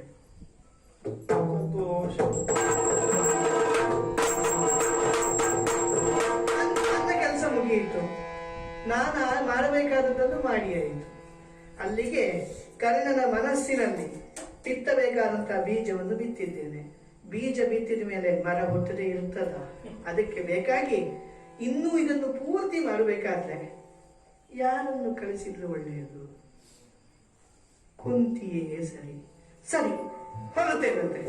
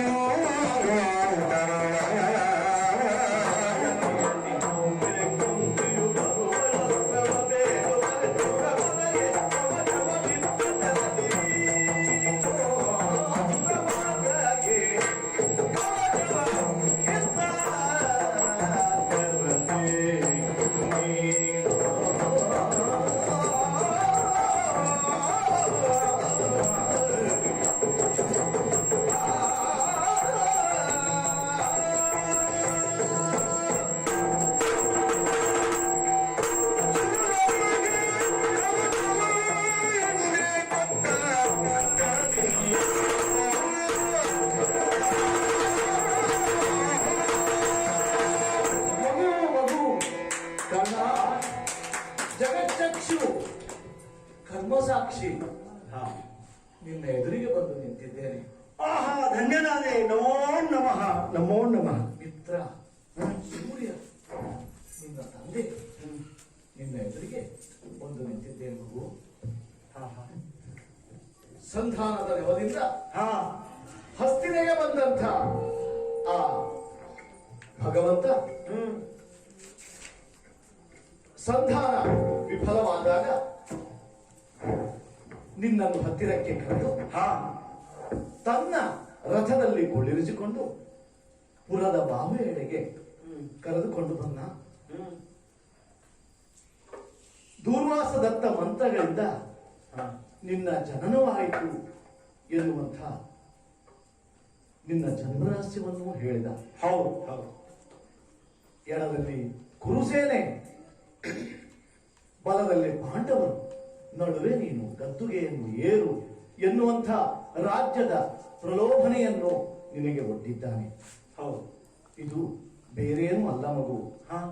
ನಿನ್ನ ಕೌರವನ ಸ್ನೇಹವನ್ನು ಒಡೆಯುವ ಕರ್ಣ ಭೇದನದ ತಂತ್ರ ಮಗು ಇದು. ಓಹುದೇ, ಈ ಕಥೆ ಇಲ್ಲಿಗೆ ಮುಗಿಯುವುದಿಲ್ಲ ಮಗು. ಮುಂದೆ ನಿನ್ನನ್ನು ಹೆತ್ತಂಥ ಆ ಕುಂತಿ ಹೆತ್ತಪ್ಪೆ ಕುಂತಿ ನಿನ್ನಲ್ಲಿಗೆ ಬರ್ತಾಳೆ. ಬಂದು ನಿನ್ನಲ್ಲಿ ಅಸ್ತ್ರವನ್ನು ಬೇಡ್ತಾಳೆ. ಯೋಧನಾದವನಿಗೆ, ಕ್ಷತ್ರಿಯನಾದವನಿಗೆ ಯಾವುದು ಕವಚ? ತನ್ನಲ್ಲಿರುವಂಥ ಆಯುಧಗಳೇ, ಅಸ್ತ್ರಗಳೇ ಕವಚ ಎಂಬುದಾಗಿ ಹೇಳ್ತಾರಷ್ಟೇ. ಹ್ಮ್. ಹಿಂದೆ ನಿನ್ನ ಆಜನ್ಮ ವೇರಿಯಾದಂತಹ ಆ ಅರ್ಜುನನ ತಂದೆ ಹಾ, ಹಾ. ದೇವೇಂದ್ರ ಬಂದು ಹೌದು ಕವಚವನ್ನು ಕೇಳಿದಾಗ ಅಂತೆಯೇ ಕೊಟ್ಟು ಬಿಟ್ಟವನು ನೀನು. ಹೌದು. ಅಂತೆಯೇ ಈಗಲೂ ಭ್ರಾಂತಿಗೊಳಗಾಗಬೇಡ ಮಗನೇ, ಭ್ರಾಂತಿಗೊಳಗಾಗಬೇಡ. ಮುಮ್ಮೇಳ ಅಲ್ಲ, ಹಿಮ್ಮೇಳದಿಂದಲೂ ತೆಗೆದು ನಿನ್ನನ್ನು ಬಣ್ಣದ ಮನೆಯಲ್ಲಿ ಇರ್ತಾರೆ, ವೇಷವನ್ನು ಬಣ್ಣವನ್ನು ಕಲಿಸಿ. ಮಗು, ಭ್ರಾಂತಿಗೊಳಗಾಗಬೇಡ, ಭ್ರಾಂತಿಗೊಳಗಾಗಬೇಡ. ಜಾಗ್ರತೆ ಜಾಗ್ರತೆ, ನಿನ್ನ ಅವ್ವೆ ಕುಂತಿ ಬರ್ತಾಳೆ. ಧನ್ಯ ಅಸ್ತ್ರಗಳನ್ನು ಕೊಡದಿರು ಮಗು, ಕೊಡದಿರು. ಧನ್ಯ.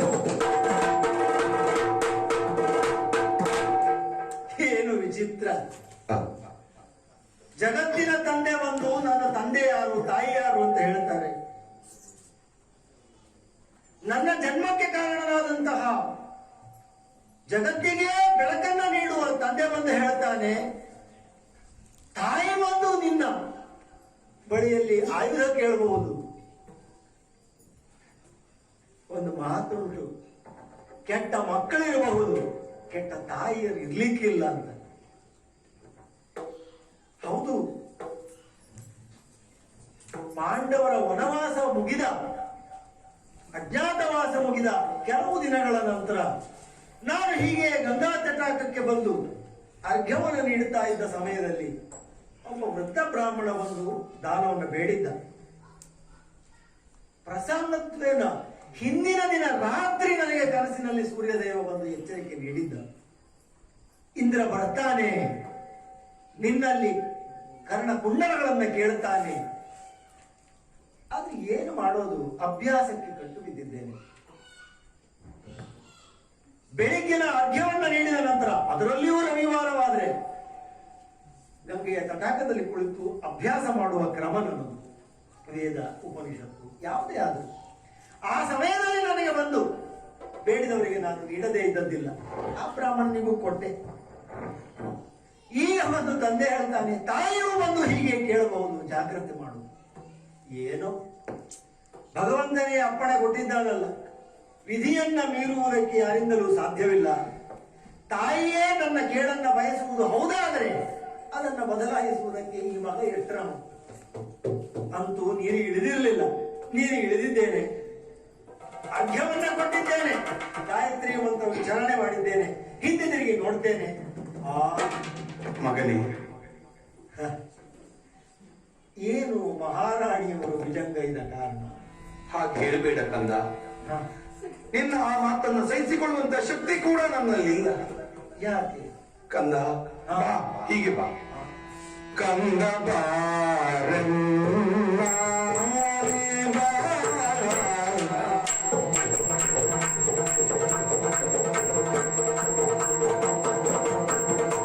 ಕಂದ ಬಾರಣ್ಣ, ಮಗನೆಂದು ಕರೆವ ಯೋಗವೀರ್ಯ. ಕಂದ ಬಾರಣ್ಣ,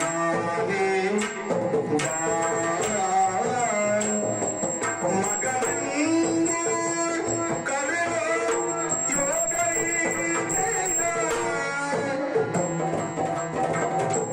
ಇನ್ನು ಮುಂದಲಿ ಹೋದು ಕರ್ಮವು ಮಂದಪತಿ ತವ ಜನನಿಯು. ಇನ್ನು ಮುಂದಲಿ ಹೋದು ಕರ್ಮವು ಮಂದಪತಿ ತವ ಜನನಿಯು. ಮಂದಪತಿ ತವ ಜನನಿಯು.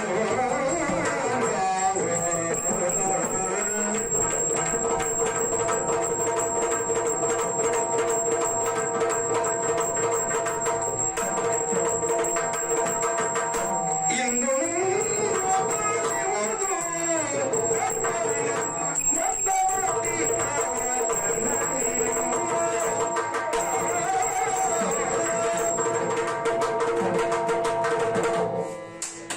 ಮಗನೇ, ಸರಿ ಉಂಟು ನೀನು ಹೇಳಿದ್ದು. ನಿನ್ನಲ್ಲಿ ಅಮ್ಮ ಅಂತ ಕರೆಸಿಕೊಳ್ಳುವ ಯೋಗ್ಯತೆ ನನಗಿಲ್ಲ. ಮತ್ತೆ ಹೇಗೆ ಕರೀಲಿಕ್ಕೆ ಸಾಧ್ಯ ಕಂದ? ಆದ್ರೂ ಒಂದನ್ನು ನೀನು ಅರ್ಥ ಮಾಡಿಕೊಳ್ಬೇಕು. ಕರ್ಮಾತೀತವಾದ ಈ ಪ್ರಪಂಚದಲ್ಲಿ ಕರ್ಮಕ್ಕನುಸಾರವಾಗಿ ಜೀವಿಗಳ ಬದುಕೆನ್ನುವುದು ಬದಲಾಗುತ್ತದೆ. ಸತ್ಯ ತಾನೇ? ನನ್ನದು ಹಾಗೆ ಮಗನೇ. ಎಂತ ಶ್ರೇಷ್ಠ ವ್ಯಕ್ತಿತ್ವವನ್ನು ಹೊಂದಿದವನೇ ಆಗಲಿ, ಕರ್ಮ ಬಂಧನದಿಂದ ವಿಮುಕ್ತಿಯನ್ನು ಹೊಂದಲಿಕ್ಕೆ ಸಾಧ್ಯವಿಲ್ವಲ್ಲ. ದೇವತಾ ಅರ್ಚನೆಯಲ್ಲಿ ಹಗಲಿರುವುದಿದೆ. ಶ್ರದ್ಧಾ ಭಕ್ತಿಯಿಂದ ಪೂಜೆ ಮಾಡುವಂತ ಒಬ್ಬನಿಗಾದ್ರೂ ಕೂಡ ಅಂಗವಿಕಲನು ಅಥವಾ ಇನ್ಯಾವುದೋ ಒಂದು ಹೀನಾಂಗವನ್ನು ಜನಿಸ್ತಾನೆ. ಯಾಕೆ ಹಾಗೆ ಮಗನೇ? ಪ್ರಪಂಚವನ್ನ ಒಮ್ಮೆ ನೋಡಿದ್ರೆ ಕೆಲವೊಮ್ಮೆ ಅರ್ಥ ಆಗ್ತದೆ, ಕೆಲವೊಮ್ಮೆ ಅರ್ಥ ಆಗುವುದಿಲ್ಲ ನಮಗೆ. ಯಾಕೆ ಹೀಗಾಯ್ತು, ಯಾಕೆ ಹೀಗಾಯ್ತು, ಅವರದ್ದೇನು ತಪ್ಪುಂಟು? ಒಬ್ಬ ಬ್ರಾಹ್ಮಣ ಹೇಳಿದಂತೆ, ದಿನನಿತ್ಯವೂ ಈಶ್ವರನ ತಲೆ ಮೇಲೆ ನೀರು ಹಾಕ್ತಾ ಬಂದವ ನಾನು. ನನಗೆ ಯಾಕೆ ಈ ದುಸ್ಥಿತಿ, ನನಗೆ ಯಾಕೆ ಈ ಕಷ್ಟ? ಸುಂದರಿಯಾದಂತ ಹೆಣ್ಣಿಗೆ ಕುರೂಪಿ ಗಂಡ ಸಿಗ್ತಾನೆ. ಕೆಟ್ಟ ವ್ಯಕ್ತಿತ್ವವನ್ನು ಹೊಂದಿದಂತ ಒಬ್ಬನಿಗೆ ಒಳ್ಳೆ ಹೆಂಡತಿ ಸಿಗ್ತಾಳೆ. ಯಾಕೆ? ಇದನ್ನೆಲ್ಲ ಅಳತೆ ಮಾಡಿ ತೂಗಿ ಹಿರಿಯರಾಡುವಂತ ಮಾತು, ಇದೆಲ್ಲ ಅವರವರ ಕರ್ಮ ಮಗ ಅಂತ. ಹೌದು, ಯಾವುದೋ ಜನ್ಮದಲ್ಲಿ ಗೈದಂತ ಕರ್ಮದ ಫಲ ಎನ್ನುವುದು ಈ ಜನ್ಮದಲ್ಲಿ ನಾನು ಅನುಭವಿಸ್ತಾ ಇದ್ದೇನೆ ಕಂದ, ಈ ಜನ್ಮದಲ್ಲಿ ಅನುಭವಿಸ್ತಾ ಇದ್ದೇನೆ. ಕರ್ಮವು ನುಂಗುತ್ತದೆ ಹೌದು ಎನ್ನನ್ನ. ಮತ್ತೆ ಭ್ರಮಣೆ ಹಾಗೆ ಆಗ್ತದೆ. ಯಾಕೆ? ಆ ಕರ್ಮ ಫಲ ಅಂತದ್ದು. ಎಂತ ಬುದ್ಧಿಜೀವಿ ಆದ್ರೂ ಕೂಡ ಕರ್ಮ ಆಡಿಸಿದ ಹಾಗೆ ಹಾಗೆ ಆಡ್ತಾನಲ್ವಾ. ನನ್ನದ್ದು ಹಾಗೆ. ನೀನು ಆಡಿದ್ರಲ್ಲಿ ತಪ್ಪಿಲ್ಲ. ಯಾಕೆ? ಯಾವ ಪ್ರಾಣಿ ಪಕ್ಷಿಗಳೇ ಆಗಲಿ ತನ್ನ ಮರಿಗಳಿಗೆ ಸಂಕಷ್ಟವನ್ನು ಒದಗಿತ್ತು ಅಂತಾದ್ರೆ ತಮ್ಮ ಪ್ರಾಣವನ್ನು ಬಲ ಇಟ್ಟಾದ್ರೂ ಕೂಡ ಮರಿಗಳ ರಕ್ಷಣೆಯನ್ನು ಮಾಡ್ತದೆ. ಆದ್ರೆ ನಾನು ಹಾಗೆ ಮಾಡ್ಲಿಲ್ಲಲ್ಲ. ಕ್ಷತ್ರಿಯನಾಗಿ ಬೆಳಿಬೇಕಾದಂತ ನಿನ್ನನ್ನು ರಾಜೇನಾಗಿ ಬೆಳೆ ಹಾಗೆ ಮಾಡಿದವಳು ನಾನೇ, ಈ ಪಾಪಿ ಕುಂತಿ. ಮತ್ತೆ ನೀವು ಹೇಗೆ ಹೇಳಲಿಕ್ಕೆ ಸಾಧ್ಯ ಕಂದ? ಅಷ್ಟೇ ಯಾಕೆ? ಕೌರವನು ಪಾಂಡವರಿಂದಲೂ ಜ್ಯೇಷ್ಠನು ಶ್ರೇಷ್ಠನೂ ಆದವ ನೀನು, ಹೆಚ್ಚು ಯಾಕೆ? ಹಿಂದೆ ಪಾಂಡವರು ಮಾಡಿದ ಅನೇಕ ಪುಣ್ಯ ಕಾರ್ಯದಲ್ಲಿ ನಿನಗೂ ಭಾಗ ಇರ್ತಿತ್ತು ಮಗನೇ, ನಿನಗೂ ಭಾಗ ಇರ್ತಿತ್ತು. ಪಾಂಡವರಲ್ಲಿ ಜ್ಯೇಷ್ಠನಾದಂತ ಯುಧಿಷ್ಠಿರ ಶ್ರುತಿ ತಪ್ಪಿದ್ದುಂಟೆ? ಅವರ ತಮ್ಮಂದಿರು ಯಾವತ್ತಾದ್ರೂ ಲಯ ತಪ್ಪಿದ್ದುಂಟೆ? ಹೇಳು ಮಗನೇ. ನೀನು ಅವರ ಜೊತೆಯಲ್ಲಿ ಇದ್ದದ್ದೇ ಅವರಂತಾದ್ರೆ ಇನ್ನು ಅವರ ಶಕ್ತಿ ಇಮ್ಮಡಿ ಆಗ್ತಿತ್ತು ಎನ್ನುವ ಸತ್ಯ ನನಗೆ ಗೊತ್ತುಂಟು ಮಗನೇ. ಆದ್ರೂ ಈ ಕಾಲದಲ್ಲಿ ನಿನ್ನನ್ನು ಈ ಸ್ಥಿತಿಗೆ ತಂದ ಪಾಪಿ ನಾನಲ್ವಾ? ಹಾಗಾಗಿ ನೀನು ಹೇಳಲಿಕ್ಕೆ ಆಗುವುದಿಲ್ಲ. ಬರು ಜನ್ಮಕ್ಕೂ ಬೇಕಾದಷ್ಟು ಪಾಪವನ್ನು ಕೂಡಿ ಆಗಿದೆ ನಾನು, ಇನ್ನು ಕೂಡ್ಲಿಕ್ಕೆ ಏನಿಲ್ಲ. ನಿನಗೆ ಈ ಸ್ಥಿತಿಯನ್ನು ತಂದ ಮೇಲೆ, ನಿನ್ನ ಬದುಕನ್ನ ಕತ್ತಲೆ ಕೋಣೆಯನ್ನಾಗಿಸಿದ ಮೇಲೆ ನನಗೆ ಎಲ್ಲಿ ಇನ್ನು ಸುಖ ಹೇಳು? ಅನುದಿನವೂ ನೋಯುತ್ತಾ ಬಾಳುತ್ತಾ ಇದ್ದವಳು ನಾನು. ಒಂದಲ್ಲ ಒಂದು ದಿನ ನಿನ್ನ ಮುಂದೆ ಸತ್ಯವನ್ನು ಹೊರ ಹಾಕಬೇಕು. ನನ್ನ ಒಳಗಿರುವಂತಹ ನೋವನ್ನು ತೋಡಿಕೊಳ್ಬೇಕು, ನನ್ನ ಕಷ್ಟವನ್ನ ನಿನ್ನಲ್ಲಿ ಹೇಳಿಕೊಳ್ಬೇಕು, ಸ್ವಲ್ಪ ಮನಸ್ಸನ್ನು ಹಗುರಗೊಳಿಸಿಕೊಳ್ಬೇಕು ಎನ್ನುವ ಹಾಗೆ ನಿನ್ನನ್ನು ನೋಡಿದಾಗ ಭಯ ಆಗ್ತಾ ಇತ್ತು ಕಂದ, ಭಯ ಆಗ್ತಾ ಇತ್ತು. ಎಲ್ಲಿ ನನ್ನನ್ನು ತಿರಸ್ಕರಿಸುತ್ತೀವೋ ಎನ್ನುವಂತ ಭಯ. ನಾಲಿಗೆ ತಡವರಿಸ್ತಿತ್ತು, ಶಿರ ಕಂಬಿಸ್ತಿತ್ತು, ಯಾಕೆ ಹೇಳಬೇಕೆನ್ನುವ ಮಾತೇ ಬರ್ತಿರ್ಲಿಲ್ಲ. ನಿನ್ನ ಮುಖ ನೋಡಿದಾಗ ಇಷ್ಟು ದಿನ ಬೇಕಾಯಿತು. ಈಗ ಎಲ್ಲವನ್ನು ಮೆಟ್ಟಿ ನಿಂತು ಬಂದು ನಿನ್ನ ಎದುರುಗಡೆ ನಿಂತಿದ್ದೇನೆ. ಅಲ್ಲ, ನಿನ್ನ ಎದುರುಗಡೆ ನಿಲ್ಲುವ ಯೋಗ್ಯತೆ ನನಗಿಲ್ಲ ಕಂದ, ನಿನ್ನ ಹಿಂಗಡೆ ನಿಂತಿದ್ದೇನೆ. ನನಗನಿಸುವುದು ನಿನ್ನ ಮುಂದೆ ನಿಂತಂತೆ ಹೋದಂತಾದ್ರೆ ಸೂರ್ಯನ ರಶ್ಮಿಯಿಂದ ನನ್ನ ನೆರಳು ನಿನ್ನ ದೇಹಕ್ಕೆ ತಾಗಿತು. ಪಾಪಿ ಮಗನೇ ನಾನು, ನಿನ್ನ ಬದುಕನ್ನು ಹಾಳರಿದಂತ ಪಾಪಿ. ಆದರೂ ಲೋಕ ಆಡುವುದುಂಟಲ್ಲ, ಕೆಟ್ಟ ಮಕ್ಕಳು ಹುಟ್ಟಿಯಾರು ವಿನಃ ಕೆಟ್ಟ ತಾಯಿ ಇರ್ಲಿಕ್ಕಿಲ್ಲ. ಆ ವಾಕ್ಯಕ್ಕೆ ಕಪ್ಪು ಚುಕ್ಕಿಯಾಗಿ ಬೆಳೆದವಳು ನಾನು. ನಿನ್ನನ್ನು ಸಾಕಲಾರದೆ ಹೋದೆ. ಹುಟ್ಟಿದ ಹಸು ಕೂಸನ್ನು ತನ್ನ ತೋಳ ತೆಕ್ಕೆಯಲ್ಲಿಟ್ಟು ಹಾಲುಣಿಸಿ ಬೆಳೆಸಬೇಕಾದಂತ ನಾನು ಅನ್ಯೋನ್ಯನನ್ನು ತ್ಯಜಿಸಿಬಿಟ್ಟೆ ಮಗನೇ. ಮತ್ತೆ ನೀನು ಹೇಗೆ ಅಮ್ಮ ಅಂತ ಕರಿತೀಯ ಹೇಳು? ಆದ್ರೂ ಹತಭಾಗ್ಯರಾದಂತ ಈ ತಾಯಿಯನ್ನ ಮನ್ನಿಸು. ನಿನ್ನ ಗುಣ ದೊಡ್ಡದು ಅಂತ ಬಲ್ಲೆ ನಾನು. ಅದಕ್ಕಾಗಿ ನನ್ನನ್ನ ಕ್ಷಮಿಸ್ತೀಯ ಕಂದ. ಒಮ್ಮೆ ಅಮ್ಮ ಅಂತ ಕರಿಬಾರ್ದೇನು ನನ್ನನ್ನ? ಜನನಿ, ಆ. ನಿನ್ನ ತಪ್ಪಲ್ಲ ತಾಯಿ, ನಾನೇ ಭಾಗ್ಯವಿಹೀನ. ಜನನಿ ಭಾಗ್ಯವಿಹೀನನಾಗಿ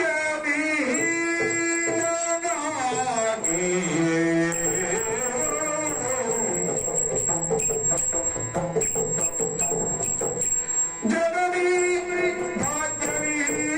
ಭಾಗ್ಯವಿಹೀನನಾಗಿ ಇನಿತು ಕ್ಷತ್ರಿಯ ಕುಲಜನಾಗನು.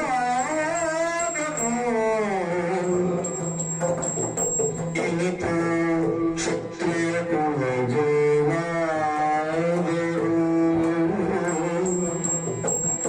ಜನತೆ ಜಗದಲ್ಲಿ ಸೂತ ಸೂತನೆಂದನು ಮರೆತು ಮನೋವಿವು. ಜನತೆ ಜಗದಲ್ಲಿ ಸೂತ ಸೂತನೆಂದನು ಮರೆತು ಮನೋವಿವು.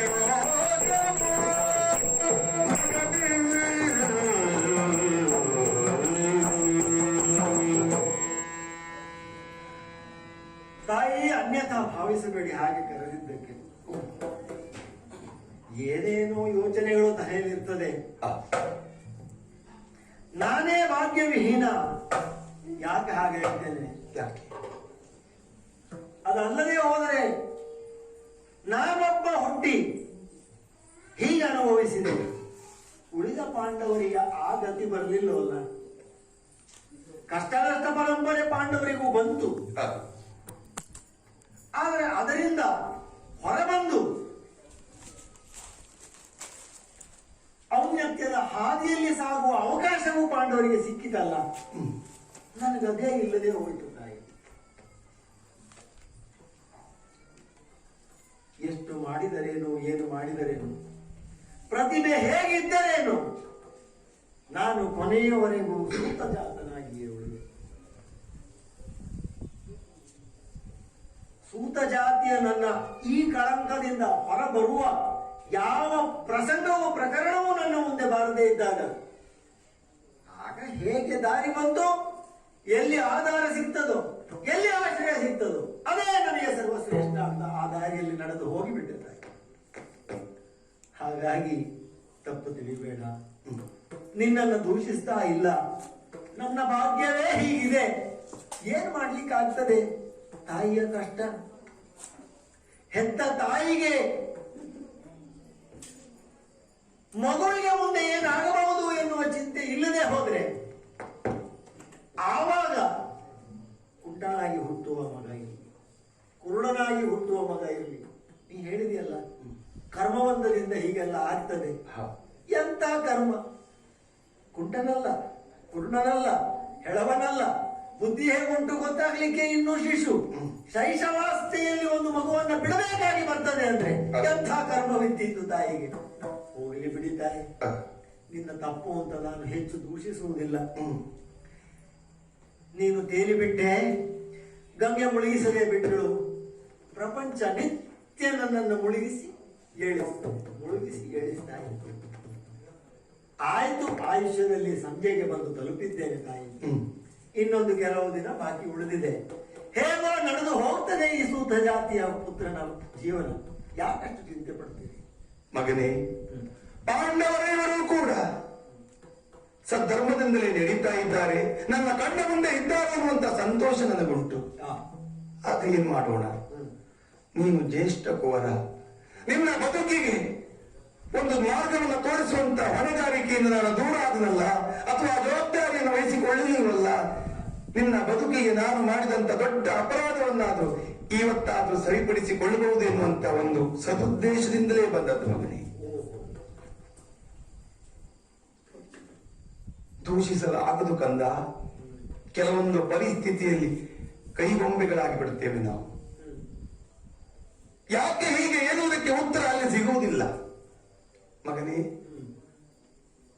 ತಪ್ಪು ಮಾಡುವುದು ಸಹಜ, ತಪ್ಪು ಮಾಡುವುದು ಸಹಜ. ತಪ್ಪನ್ನು ಅರ್ಥ ಆದ ಮೇಲೆ ತಪ್ಪನ್ನು ತಿದ್ದಿಕೊಂಡು ನಡೆಯುವುದು ಬುದ್ಧಿವಂತರ ಲಕ್ಷಣ, ಮನುಷ್ಯ ಧರ್ಮ. ಆದರೆ ಹಾಗೆ ಮಾಡುವುದು ನನ್ನ ಲೆಕ್ಕದಲ್ಲಿ ತಪ್ಪಾಗಿಯೇ ಕಾಣುತ್ತದೆ ಮಗನೇ. ತಪ್ಪು ಮಾಡಿದವ ತಪ್ಪನ್ನು ತಿದ್ದಿಕೊಂಡು ಸರಿದಾರಿಯಲ್ಲಿ ನಡೆದಂತಾದ್ರೆ ಮಾಡಿದ ತಪ್ಪಿಗೆ ಏನು ಶಿಕ್ಷೆ ಅಲ್ವಾ? ಆ ತಪ್ಪಿಗೆ ಪರಿತಪ್ಪಿಸಿ ಶಿಕ್ಷೆಯನ್ನು ಅನುಭವಿಸಿ ಪರಿಶುದ್ಧನಾಗಿ ಬಂದದ್ದೇ ಹೋದಂತಾದ್ರೆ ಮತ್ತೆ ಮನುಷ್ಯತ್ವವನ್ನು ಏರಬಹುದಾತ, ಮತ್ತೆ ಜೀವನದಲ್ಲಿ ತಪ್ಪು ಮಾಡಲಾರ ಆತ. ಅಲ್ಲದಿದ್ರೆ ಮರೆವೇ ಎನ್ನುವುದು ಇದೆಯಲ್ಲ, ಸ್ವಲ್ಪ ಸಮಯದಲ್ಲಿ ಮರೆತು ಹೋಗ್ತಾನೆ. ಈಗ ನಾನು ಪರಿಪೂರ್ಣರಾಗಿದ್ದೇನೆ ಎನ್ನುವಂತ ವಿಶ್ವಾಸ ಉಂಟು ಕಂದ, ಅದಕ್ಕಾಗಿ ಬಂದದ್ದು. ನೊಂದಿದ್ದೇನೆ, ಬಂದಿದ್ದೇನೆ. ಮತ್ತೆ ನೀನು ಆರೋಪಿಸಿದೆಯಲ್ಲ, ಊನಾಂಗನಲ್ಲ, ಒಳ್ಳೆಯವನು ಕೆಟ್ಟವನು ನೋಡುವಂತ ಸಂದರ್ಭ ಬರಲಿಲ್ಲ, ಅದು ಮೊದಲೇ ನನ್ನನ್ನು ತಿಳಿಸಿಬಿಟ್ಟೆ ಅಂತ. ಕಾರಣ ಉಂಟು. ಲೋಕದೋ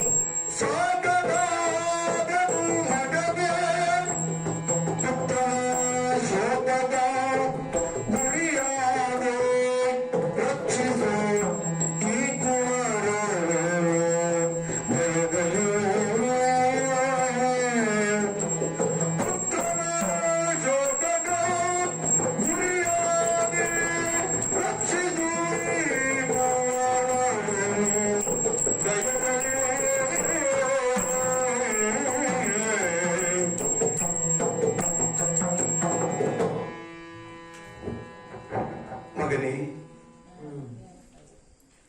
ನಾನು ಬಾಲ್ಯಾವಸ್ಥೆಯಲ್ಲಿ ನಿನ್ನನ್ನು ಪಡೆದವಳು ಎನ್ನುವುದನ್ನು ಮರೆಯಬೇಡ ಕಂದ. ಯಾವುದೋ ನಿಮಿತ್ತಕ್ಕಾಗಿ ಬಂದಂತಹ ದೂರ್ವಾಸರು ಮಂತ್ರ ಪಂಚಗಳನ್ನು ನನಗಿತ್ತರು. ಆ ಮಂತ್ರದ ಯೋಗ್ಯತೆ ಏನು, ಮಂತ್ರದಿಂದ ಏನಾಗ್ತದೆ ಎನ್ನುವ ಕಲ್ಪನೆಯೂ ಕೂಡ ನನ್ನಲ್ಲಿ ಇರಲಿಲ್ಲ. ಹೆಚ್ಚಾಗಿ ಬದುಕಂದ್ರೆ ಏನು, ನಾನು ಯಾರು ಎನ್ನುವಂತ ಕಲ್ಪನೆ ಇಲ್ಲದಿದ್ದಂತ ಆ ವಯಸ್ಸಿನಲ್ಲಿ 5 ಮಂತ್ರಗಳನ್ನ ಕೊಟ್ಟರು.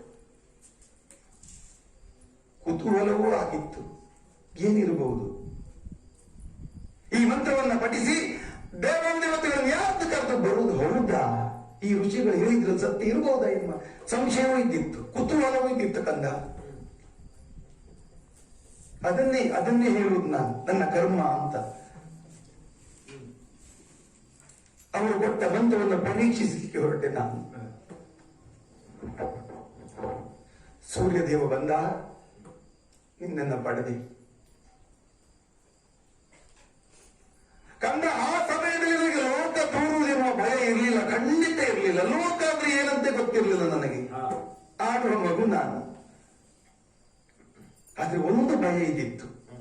ಮಗುವನ್ನು ತೆಗೆದುಕೊಂಡು ಮನೆಗೆ ಹೋದ್ರೆ ಅಪ್ಪ ಏನು ಹೇಳಿ ಅನ್ನು, ಅಥವಾ ಏನು ಪ್ರಶ್ನೆ ಮಾಡಿ ಅನ್ನು, ಯಾರದ್ದು ಮಗು ಅಂತ ಕೇಳಿದ್ರೆ ಏನು ಉತ್ತರ ಕೊಡ್ಲಿ. ಮಗನೇ ಯೋಚನೆ ಮಾಡು, ಬೇರೆಯವರ ಗೊಂಬೆಯನ್ನು ನಾನು ಹಿಡಿದುಕೊಂಡು ಬಂದಿದ್ದು ಹೋದಂತ ಆದ್ರೆ ಅಪ್ಪ ರೊಟ್ಟಿ ಹಿಡಿದು ವಿಚಾರಿಸ್ತಿದ್ದೆ, ಇದು ಯಾರದ್ದು ಗೊಂಬೆ, ಕೊಟ್ಟುಬಿಡುವವರಿಗೆ ಅಂತ ಭಯಪಟ್ಟೆ.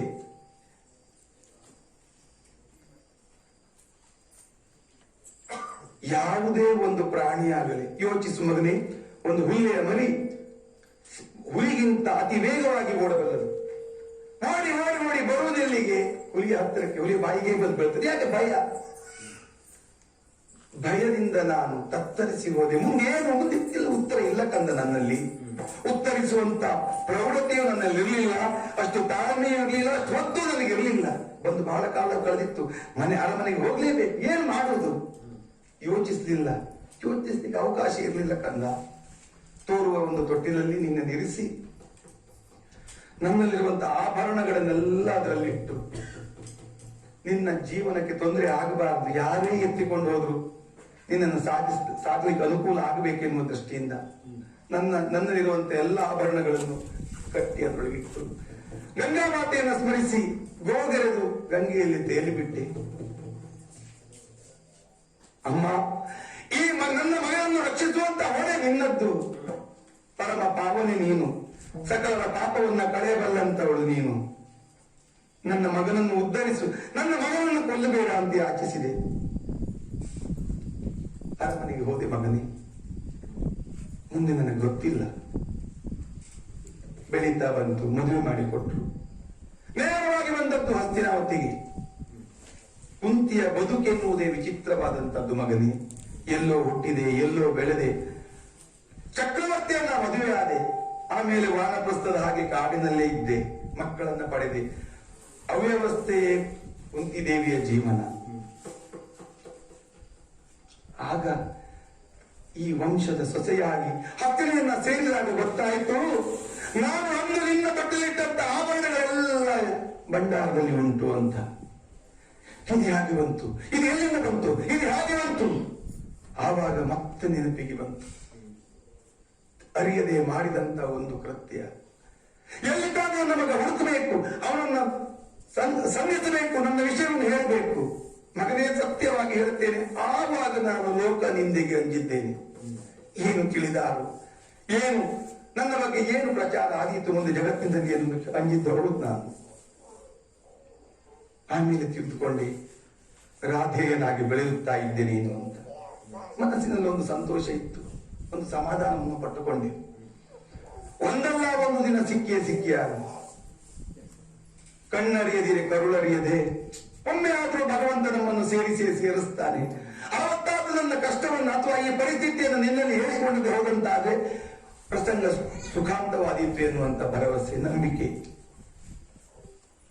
ಆಮೇಲೆ ನಿನ್ನನ್ನು ಕಂಡದ್ದು ಪರೀಕ್ಷಾ ಮಂಟಪದಲ್ಲಿ ಮಗನೇ. ನಿನ್ನ ಶರ ಬಿಡುವಂತ ಆ ವೈಖರಿ, ನಿನ್ನ ಮುಖದ ವರ್ಚಸ್ಸು, ತೇಜಸ್ಸು, ಇವನ್ನೆಲ್ಲ ನೋಡಿದಾಗ ಅರ್ಜುನನ್ನೇ ಹೋಲುತ್ತಿರುವಂತ ನಿನ್ನನ್ನು ನೋಡಿ ನೀನೇ ಅವನು ನನ್ನ ಮಗ ಎನ್ನುವುದಾಗಿ ಅರ್ಥ ಆಯಿತು. ಮಗನೇ, ಹೇಳಬೇಕು ಎನ್ನುವುದರಲ್ಲಿ ಗಂಟಲು ಒಣೆಯಿತು, ತಲೆ ತಿರುಗಿ ಭೂಮಿಯಲ್ಲಿ ಬಿದ್ದೆ. ಎದ್ದು ನೋಡುವಾಗ ಏನೂ ಇರಲಿಲ್ಲ, ಎಲ್ಲ ಮುಗಿದಿತ್ತು. ನಾನು ತಪ್ಪು ಮಾಡಿದ್ದೇನೆ ಎನ್ನುವ ಭಾವ ನಿನ್ನಲ್ಲಿ ಇವತ್ತಿಗೂ ಉಂಟು. ಆದ್ರೆ ಯೋಚನೆ ಮಾಡು ಕಂದ, ಯೋಚನೆ ಮಾಡು. ಒಬ್ಬನನ್ನು ಸಂಗಡ ಮಾಡಲಿಕ್ಕೆ ಅಪ್ಪ ಯಾರು, ಅಮ್ಮ ಯಾರು, ಅವ ಯಾರು, ಇವ ಯಾರು ಅಂತ ಕೇಳಿ ತುಚ್ಚಿ ಭಾವದಿಂದ ನೋಡ್ತಾರೆ ವಿನಃ ಅದರ ಮೂಲ ಏನು ಅಂತ ಹುಡುಕ್ಲಿಕ್ಕೆ 800 ವರ್ಷ ಇದ್ದವರಿಗೂ ಆಗಲಿಲ್ಲ, ಗುರುಗಳಿಗೂ ಆಗಲಿಲ್ಲ, ಯಾರಿಗೂ ಆಗಲಿಲ್ಲ ಕಂದ. ಯಾರು ಮಾಡಲಿಲ್ಲ, ಯಾಕೆ ಅವಶ್ಯಕತೆ ಇಲ್ಲ. ಹೆಣ್ಣಾದಂತ ನಾನು ಇವನೇನು ನಮಗ ಅಂತ ಹೇಳುವಂತ ಧೈರ್ಯವೂ ಇರಲಿಲ್ಲ, ಆ ಯೋಗವೂ ನನಗೆ ಬರಲಿಲ್ಲ. ಮಗನೇ, ಹೌದು, ನಿನ್ನ ಬದುಕಿಗೆ ನನ್ನ ಈ ಕಥೆ ಎನ್ನುವುದು ಮುಳ್ಳಾಗಿ ಪರಿಣಮಿಸಿದೆ.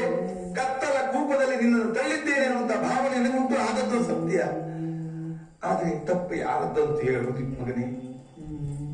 ಕೊಟ್ಟ ಮಂತ್ರವನ್ನು ಉಪದೇಶಿಸಿದ ಮುನಿಗಳ ತಪ್ಪೆ, ಅರಿಯದೆ ಮಾಡಿದ ನನ್ನ ತಪ್ಪೆ. ನನ್ನ ಸೂರ್ಯನಲ್ಲಿ ಹಚ್ಚಿಸಿಕೊಂಡಿದ್ದೇನೆ, ಭಗವಂತ ಅರಿಯದೆ ನಿನ್ನನ್ನು ಕರೆದೆ. ಬೇಡ ನನಗೆ ಮಗು, ನಾನು ಚಿಕ್ಕವಳು, ಬೇಕಾದಾಗ ಪುನಃ ಇನ್ನೊಮ್ಮೆ ಕರೆಯುತ್ತೇನೆ ನಿನ್ನಂತ ಯಾಚಿಸಿದೆ. ಭಗವಂತ ಕೇಳಲಿಲ್ಲ. ಹಾಗಾದ್ರೆ ಅವನ ತಪ್ಪೆ. ನೀನು ಇಲ್ಲಿ ಸಿಕ್ಕಿದ ನೀನು ಎಲ್ಲಿಂದ ಬಂದ ಈ ಮಗು, ಹೇಗೆ ಬಂತು ಎಂದು ವಿಮರ್ಶೆ ಮಾಡದಿದ್ದಂತ ಹಿರಿಯ ತಲೆಗಳ ತಪ್ಪೆ. ಯಾರಂತ ಹೇಳು, ಯಾರ ತಪ್ಪು ಅಂತ ಹೇಳ್ತೀಯ? ಎಲ್ಲ ನಮ್ಮ ಹಣೆ ಬರಹ. ಮಗನೇ, ಆದದ್ದಾಯ್ತು, ಹೋದದ್ದು ಹೋಯ್ತು. ಇವತ್ತಾದ್ರೂ ಆ ಸುಸಂದರ್ಭ ನಮ್ಮ ಪಾಲಿಗೆ ಬಂದಿದೆಯಲ್ಲ. ಶೋಕದಿಂದ ನೊಂದು ಬೆಂದಂತ ನನ್ನನ್ನು ಇನ್ನೂ ದಣಿಸಬೇಡ, ನನ್ನ ಹೃದಯಕ್ಕೆ ಘಾಸಿಯನ್ನು ಮಾಡಬೇಡ ಮಗನೇ. ಯಾವ ತಾಯಿಯೇ ಆಗಲಿ ತನ್ನ ಮಗನ ಕೇಡನ್ನ ಬಯಸಲು ಸಾಧ್ಯ ಇಲ್ಲ.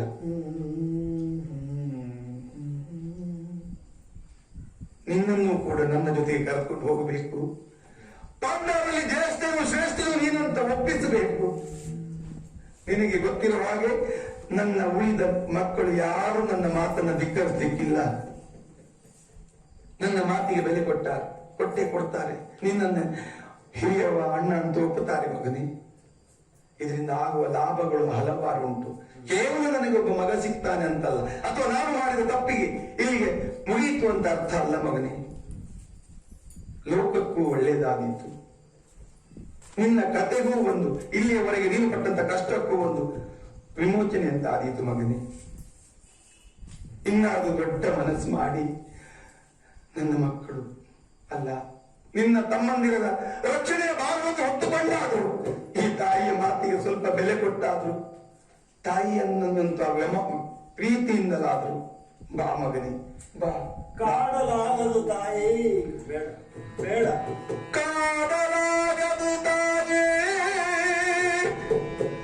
ಕಾಡಲಾಗದು ಎನ್ನುಳಿ ನುಡಿ, ಕಾಡಲಾಗದು ತಾಯಿ. ಕದಿಯದು ಮಾಡಲಾಗದು ತಿರುಗಿ ನಡೆದು ಕದಿಯಲು ಮಾಡಲಾಗದು ತಿರುಗಿ ನಡೆದು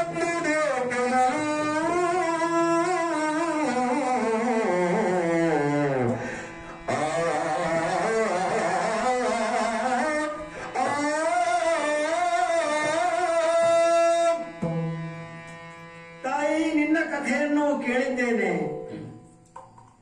ಹೌದು, ಒಪ್ಪಿದೆ, ಎಲ್ಲವೂ ಸತ್ಯ. ಆದರೆ ಈಗ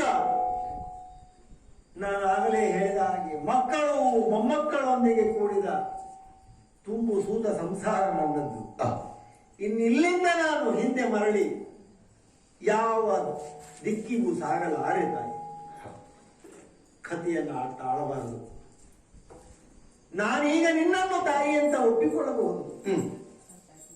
ಆ ಮಾತೆ ರಾಧೆಯನ್ನೂ ತಾಯಿ ಅಂತ ಒಪ್ಪಿಕೊಳ್ಳಬಹುದು. ಆದರೆ ಮನಸ್ಸಿನ ಒಳಗೆ ಆ ತಾಯಿಗೆ ನಾನು ಮಾಡುವ ಅನ್ಯಾಯ ಅದಾಗ್ತದೆ. ಆ ತಾಯಿ ನನ್ನನ್ನ ಮಗನೆಂದು ಪ್ರೀತಿಸ್ತಾ ಇದ್ದಾಳೆ. ಈ ಪ್ರಾಯದಲ್ಲಿ ಹೃದಯದ ಯಾವುದೋ ಒಂದು ಮೂಲೆಯಲ್ಲಿ ಈ ನನ್ನ ಮಗ ನಿಜವಾದ ತಾಯಿ ಸಿಕ್ಕಿದಳು ಅಂತ ಸಾಕಿ ಸಲಹಿದ ತಾಯಿಯನ್ನ ಕಡೆಗಣಿಸುತ್ತಾ ಇದ್ದಾನಲ್ಲ ಅಂತ ಎಣಿಸಿದ್ರೂ ಸಾಕು ನನಗೆ. ಮುಂದಿನ ಜನ್ಮಕ್ಕೆ ಪಾಪ ಬರುವುದಕ್ಕೆ ಹಾಗಾಗ್ಲಿಕ್ಕೆ ಸಾಧ್ಯವೇ ಇಲ್ಲ ಮಗನೇ. ನೀನು ನಾನು ಪ್ರಪಂಚ ಒಪ್ಪುವಂತ ಕೃಷ್ಣನ ಬದುಕನ್ನು ಒಮ್ಮೆ ಯೋಚಿಸು.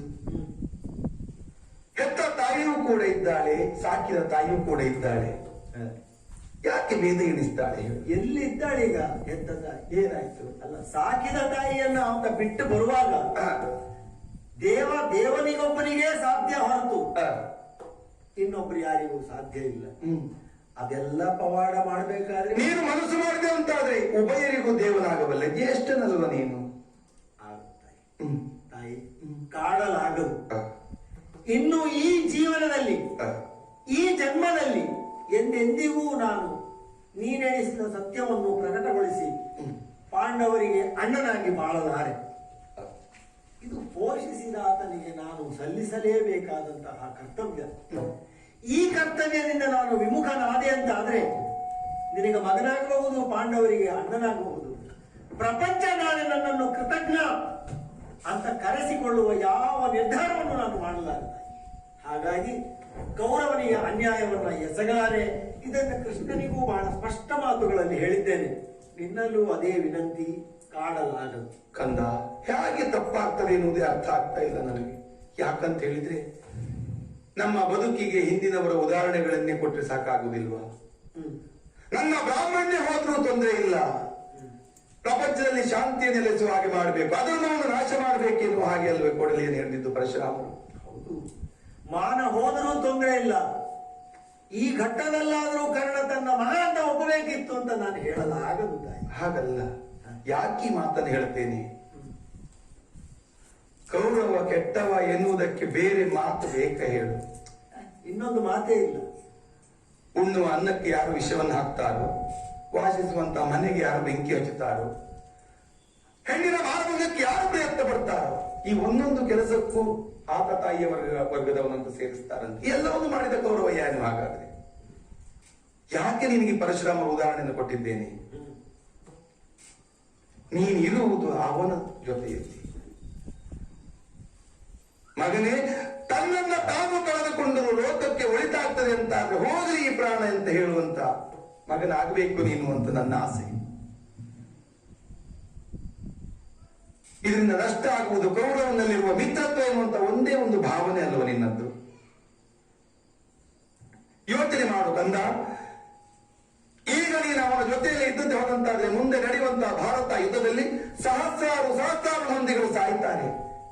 ಅವರೆಲ್ಲರ ವೈದ್ಯಕ್ಕೆ ಕಾರಣ ಆಗ್ತಾನೆ ಕೌರವ. ಜೊತೆಯಲ್ಲಿ ನೀನು ಅದಕ್ಕೆ ಆಗ್ತೀಯ. ಆ ದೋಷದಲ್ಲಿ ನಿಲುವು ಪಾಲುಂಟು ಕರ್ಣ. ಯೋಚನೆ ಮಾಡು. ನೀನಿವತ್ತು ಅವನ ಪಕ್ಷವನ್ನು ಬಿಟ್ಟು ಹೊರಗೆ ಬಂದಂತಾದ್ರೆ ಯುದ್ಧ ನಡೆಯುವುದಿಲ್ಲ. ಇದು ನನಗೂ ಗೊತ್ತು, ಶ್ರೀಕೃಷ್ಣನು ಹೇಳಿದ್ದಾನೆ, ನಿನಗೂ ಗೊತ್ತು, ಈ ಪ್ರಪಂಚಕ್ಕೆ ಗೊತ್ತು. ನಿನ್ನನ್ನು ನಂಬಿದ್ದಾನೆ, ಯುದ್ಧದಲ್ಲಿ ನಿನ್ನನ್ನು ನಂಬಿ ಯುದ್ಧಕ್ಕೆ ಆಹ್ವಾನವನ್ನು ಕೊಟ್ಟಿದ್ದಾನೆ ಆತ. ನೀನಿಲ್ಲ ಅಂತಾದ್ರೆ ಯುದ್ಧ ನಿಲ್ಲುತ್ತದೆ. ರಕ್ತದ ಕೋಡಿ ಹರಿತದೆ ಮಗನೇ, ರಕ್ತದ ಕೋಡಿ ಹರಿತದೆ. ಅದು ಬೇಕಾ? ಅದನ್ನೇ ಹೇಳಿದ್ದು ಪರಶುರಾಮರು. ತನ್ನ ಬ್ರಾಹ್ಮಣ್ಯ ಹೋದ್ರು ಹೋಗ್ಲಿ, ಅದಕ್ಕೆ ಪರಶು ನೀನು ಹಾಗೆ ಹೋದ್ರು ಹೋಗ್ಲಿ ಸ್ನೇಹ ಭಾವ ಎನ್ನುವಂತಹದ್ದು ಲೋಕದ ಒಳಿತಿಗಾಗಿ. ಪ್ರಪಂಚದಲ್ಲಿರುವ ಹೆಣ್ಣು ಮಕ್ಕಳ ಅರಸಿನ ಕುಂಕುಮವನ್ನು ಉಳಿಸ್ಲಿಕ್ಕಾಗಿ ನಾನು ಈ ಕೆಲಸವನ್ನು ಮಾಡ್ತಿದ್ದಾನೆ ಅಂತ ಹೇಳ್ಬಹುದಲ್ಲ. ಮಗನೇ, ನೀನು ಒಪ್ಪತ್ತೀಯೋ ಬಿಡ್ತೀಯೋ ನಿನಗೆ ಬಿಟ್ಟಂತ ವಿಚಾರ. ಆದರೂ ಕೂಡ ಈ ವಂಶದ ಕುಡಿ ನೀನು ಎನ್ನುವುದನ್ನು ಮರೆಯಬೇಡ. ಚಕ್ರವರ್ತಿ ಪೀಠದಲ್ಲಿ ಕುಳಿತುಕೊಳ್ಬೇಕಾದಂತ ಅರ್ಹತೆ ಇದ್ದವ, ಜ್ಯೇಷ್ಠನು ಶ್ರೇಷ್ಠನು ನೀನಲ್ಲವ. ನಿನ್ನಂತೂ ಹೊಣೆಗಾರಿಕೆ ಉಂಟು. ಪ್ರಪಂಚದ ರಕ್ಷಣೆಯಲ್ಲಿ ನೀನು ಭಾಗಿಯಾಗಬೇಕಲ್ವ. ನೀನೇ ಮುನಿದು ನಿಂತು ದುಷ್ಟನಿಗೆ ಸಹಾಯ ಮಾಡಿದೆ ಅಂತ ಆದ್ರೆ ಈ ವಂಶದಲ್ಲಿ ಹುಟ್ಟಿದಂತ ನಿನಗೆ ಇದು ಸರಿಯಾದೀತೆ ಮಗನೇ. ಬಿಟ್ಟು ಬಿಡು. ಸಜ್ಜನರ ಸಂಘವನ್ನು ಮಾಡಬೇಕಂತೆ, ದುಷ್ಟ ಅಂತ ಗೊತ್ತಾಗಲು ದೂರ ಇಡಬೇಕಂತೆ. ಈಗ ನಿನ್ನ ಅರಿವು ಆಗ್ಲಿಲ್ವ? ಹಾಗಾದ್ರೆ ಯಾಕೆ ಹಠ ಮಾಡ್ತೀನಿ? ಚಾರನ್ನ ಬಿಡು ಬಾಕಂದ. ತಾಯಿ, ಕೌರವನಲ್ಲಿ ನನಗೆ ಸ್ನೇಹವೋ ಆದರವೋ ಮೂಡಿರುವುದು ಆತ ಸರಿ ಮಾಡ್ತಾ ಇದ್ದಾನೋ ತಪ್ಪು ಮಾಡ್ತಾ ಇದ್ದಾನೋ ಅಂತಲ್ಲ. ನನಗೆ ಆತ ಮಾಡಿರುವ ಔದಾರ್ಯಯುತವಾದಂತಹ ಕೊಡುಗೆಗಳಿಂದಾಗಿ ಯಾವ ಹೊತ್ತಿನಲ್ಲಿ ಇಡೀ ಪ್ರಪಂಚವೇ ನನ್ನನ್ನು ತುಚ್ಛ ನೀಚ ಜಾತಿಯವನು ಅಂತ ತಿರಸ್ಕರಿಸಿತ್ತು, ಆಗ ಅವನು ಯಾವ ಸ್ವಾರ್ಥದಿಂದಲೇ ಆಗಲಿ ನನ್ನ ಕೈಯೆತ್ತಿ ಮೇಲೆತ್ತಿದ ಉದ್ಧರಿಸಿದ ಮಹಾನುಭಾವ. ಅವ ಏನು ಬಯಸ್ತಾನೋ ಅದಕ್ಕಾಗಿ ನನ್ನ ಜೀವವನ್ನು ಕೊಡುವವ. ಅದಕ್ಕಾಗಿ ನಾನು ಇಷ್ಟು ವರ್ಷ ಜೀವನವನ್ನು ಸವೆಸಿ ಆದ ಮೇಲೆ ಈಗ ಗದ್ದುಗೆಯನ್ನೇರಬಹುದು, ಸಜ್ಜನರ ಪಕ್ಷವನ್ನು ಸೇರಬಹುದು ಅಂತ ನನಗೆ ಕೈಯ ಆಸರೆಯನ್ನು ನೀಡಿದ ವ್ಯಕ್ತಿಗೆ ನಾನು ಮೋಸ ಮಾಡಲಾರೆ ತಾಯಿ. ಹಾಗಾಗಿ ಇದರಲ್ಲಿ ಎರಡು ಮಾತಿಲ್ಲ, ಎರಡು ಯೋಚನೆಯೂ ನನಗಿಲ್ಲ. ನೀನು ಬಂದ ಕಾರಣ ಏನು ನೋಡಿದಳು ಬಾಲಕನು ಗುಣಗಳು ಬಾಡಿದಳು ಹೃದಯಾಗ್ನಿತಾಪದಿ ಬೇಡಿದಳು ತೊಟ್ಟಮ್ಮ ತೊಡದಿರು ಮಗನೇ ನೀರಿರುತ್ತ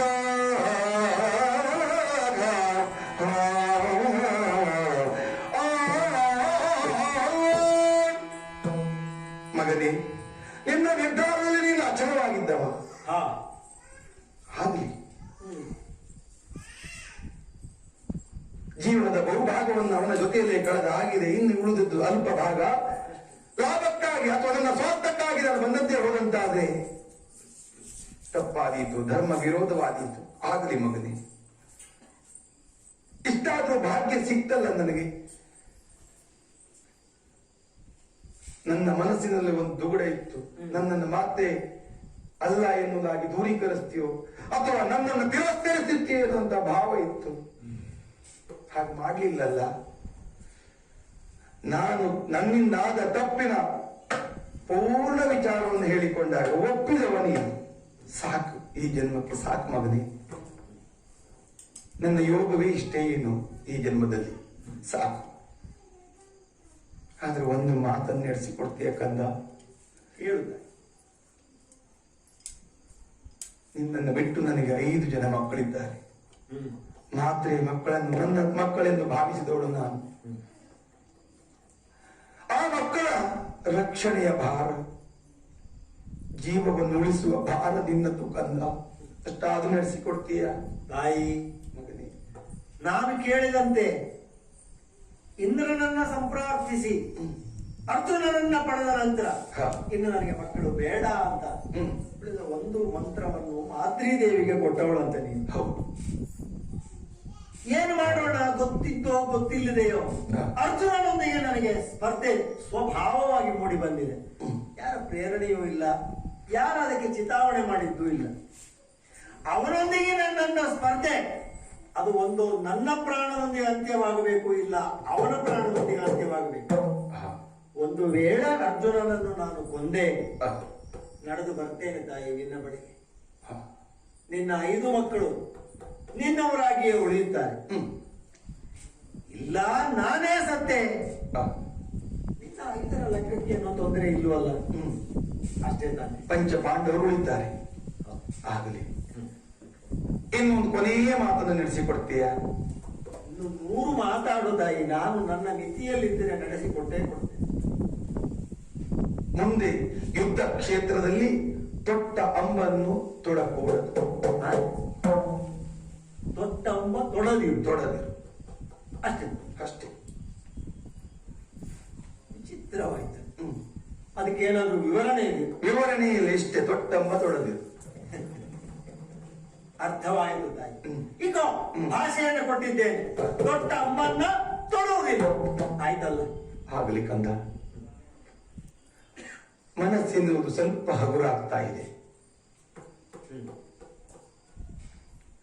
ನಿನ್ನ ತಾಯಿನ ಒಪ್ಪಿ ಆಗಿದೆ. ಕೊನೆಯದಾಗಿ ಒಂದು ಆಸೆ, ಬಾಲ್ಯದಲ್ಲಿ ನಿನ್ನನ್ನು ಎತ್ತಿ ಆಡಿಸಬೇಕಿತ್ತು, ಮುತ್ತಿಟ್ಟು ನಿನ್ನನ್ನು ಪಾಲಿಸಬೇಕಿತ್ತು, ತೋಳಿನಲ್ಲಿ ಅಪ್ಪಿ ಹಿಡಿದು ನಿನ್ನನ್ನು ಮುದ್ದಾಡಬೇಕಿತ್ತು. ಆ ಯೋಗದಿಂದ ವಂಚಿತಳಾದವಳು ನಾನು ಹಾಗೂ ನೀನು. ಇಂದಾದ್ರೂ ಅವಕಾಶ ಸಿಕ್ಕೀತ ಕಂದ. ಒಮ್ಮೆ ನನ್ನನ್ನು ಅಮ್ಮ ಎಂದು ಅಪ್ಪಿ ಹಿಡಿದು ನನ್ನ ಹಣೆಯನ್ನು ಆಗ್ರಹಿಸಿದೆ ಅಂತಾದ್ರೆ ಸಾಕು, ಈ ಜನ್ಮಕ್ಕಿಷ್ಟೇ ಸಾಕು ಕಂದ. ಇದೊಂದು ಆಸೆಯನ್ನು ಈಡೇರಿಸ್ತೀಯ ತಾಯಿ? ಬಾ ತಾಯಿ, ಹೀಗೆ ಬಾ ತಾಯಿ. ಹೋಗಿ ಬರ್ತೇನೆ ಮಗನೇ, ಹೋಗಿ ಬರ್ತೇನೆ. ಏನ್ ಆಶ್ಚರ್ಯ ಇದು!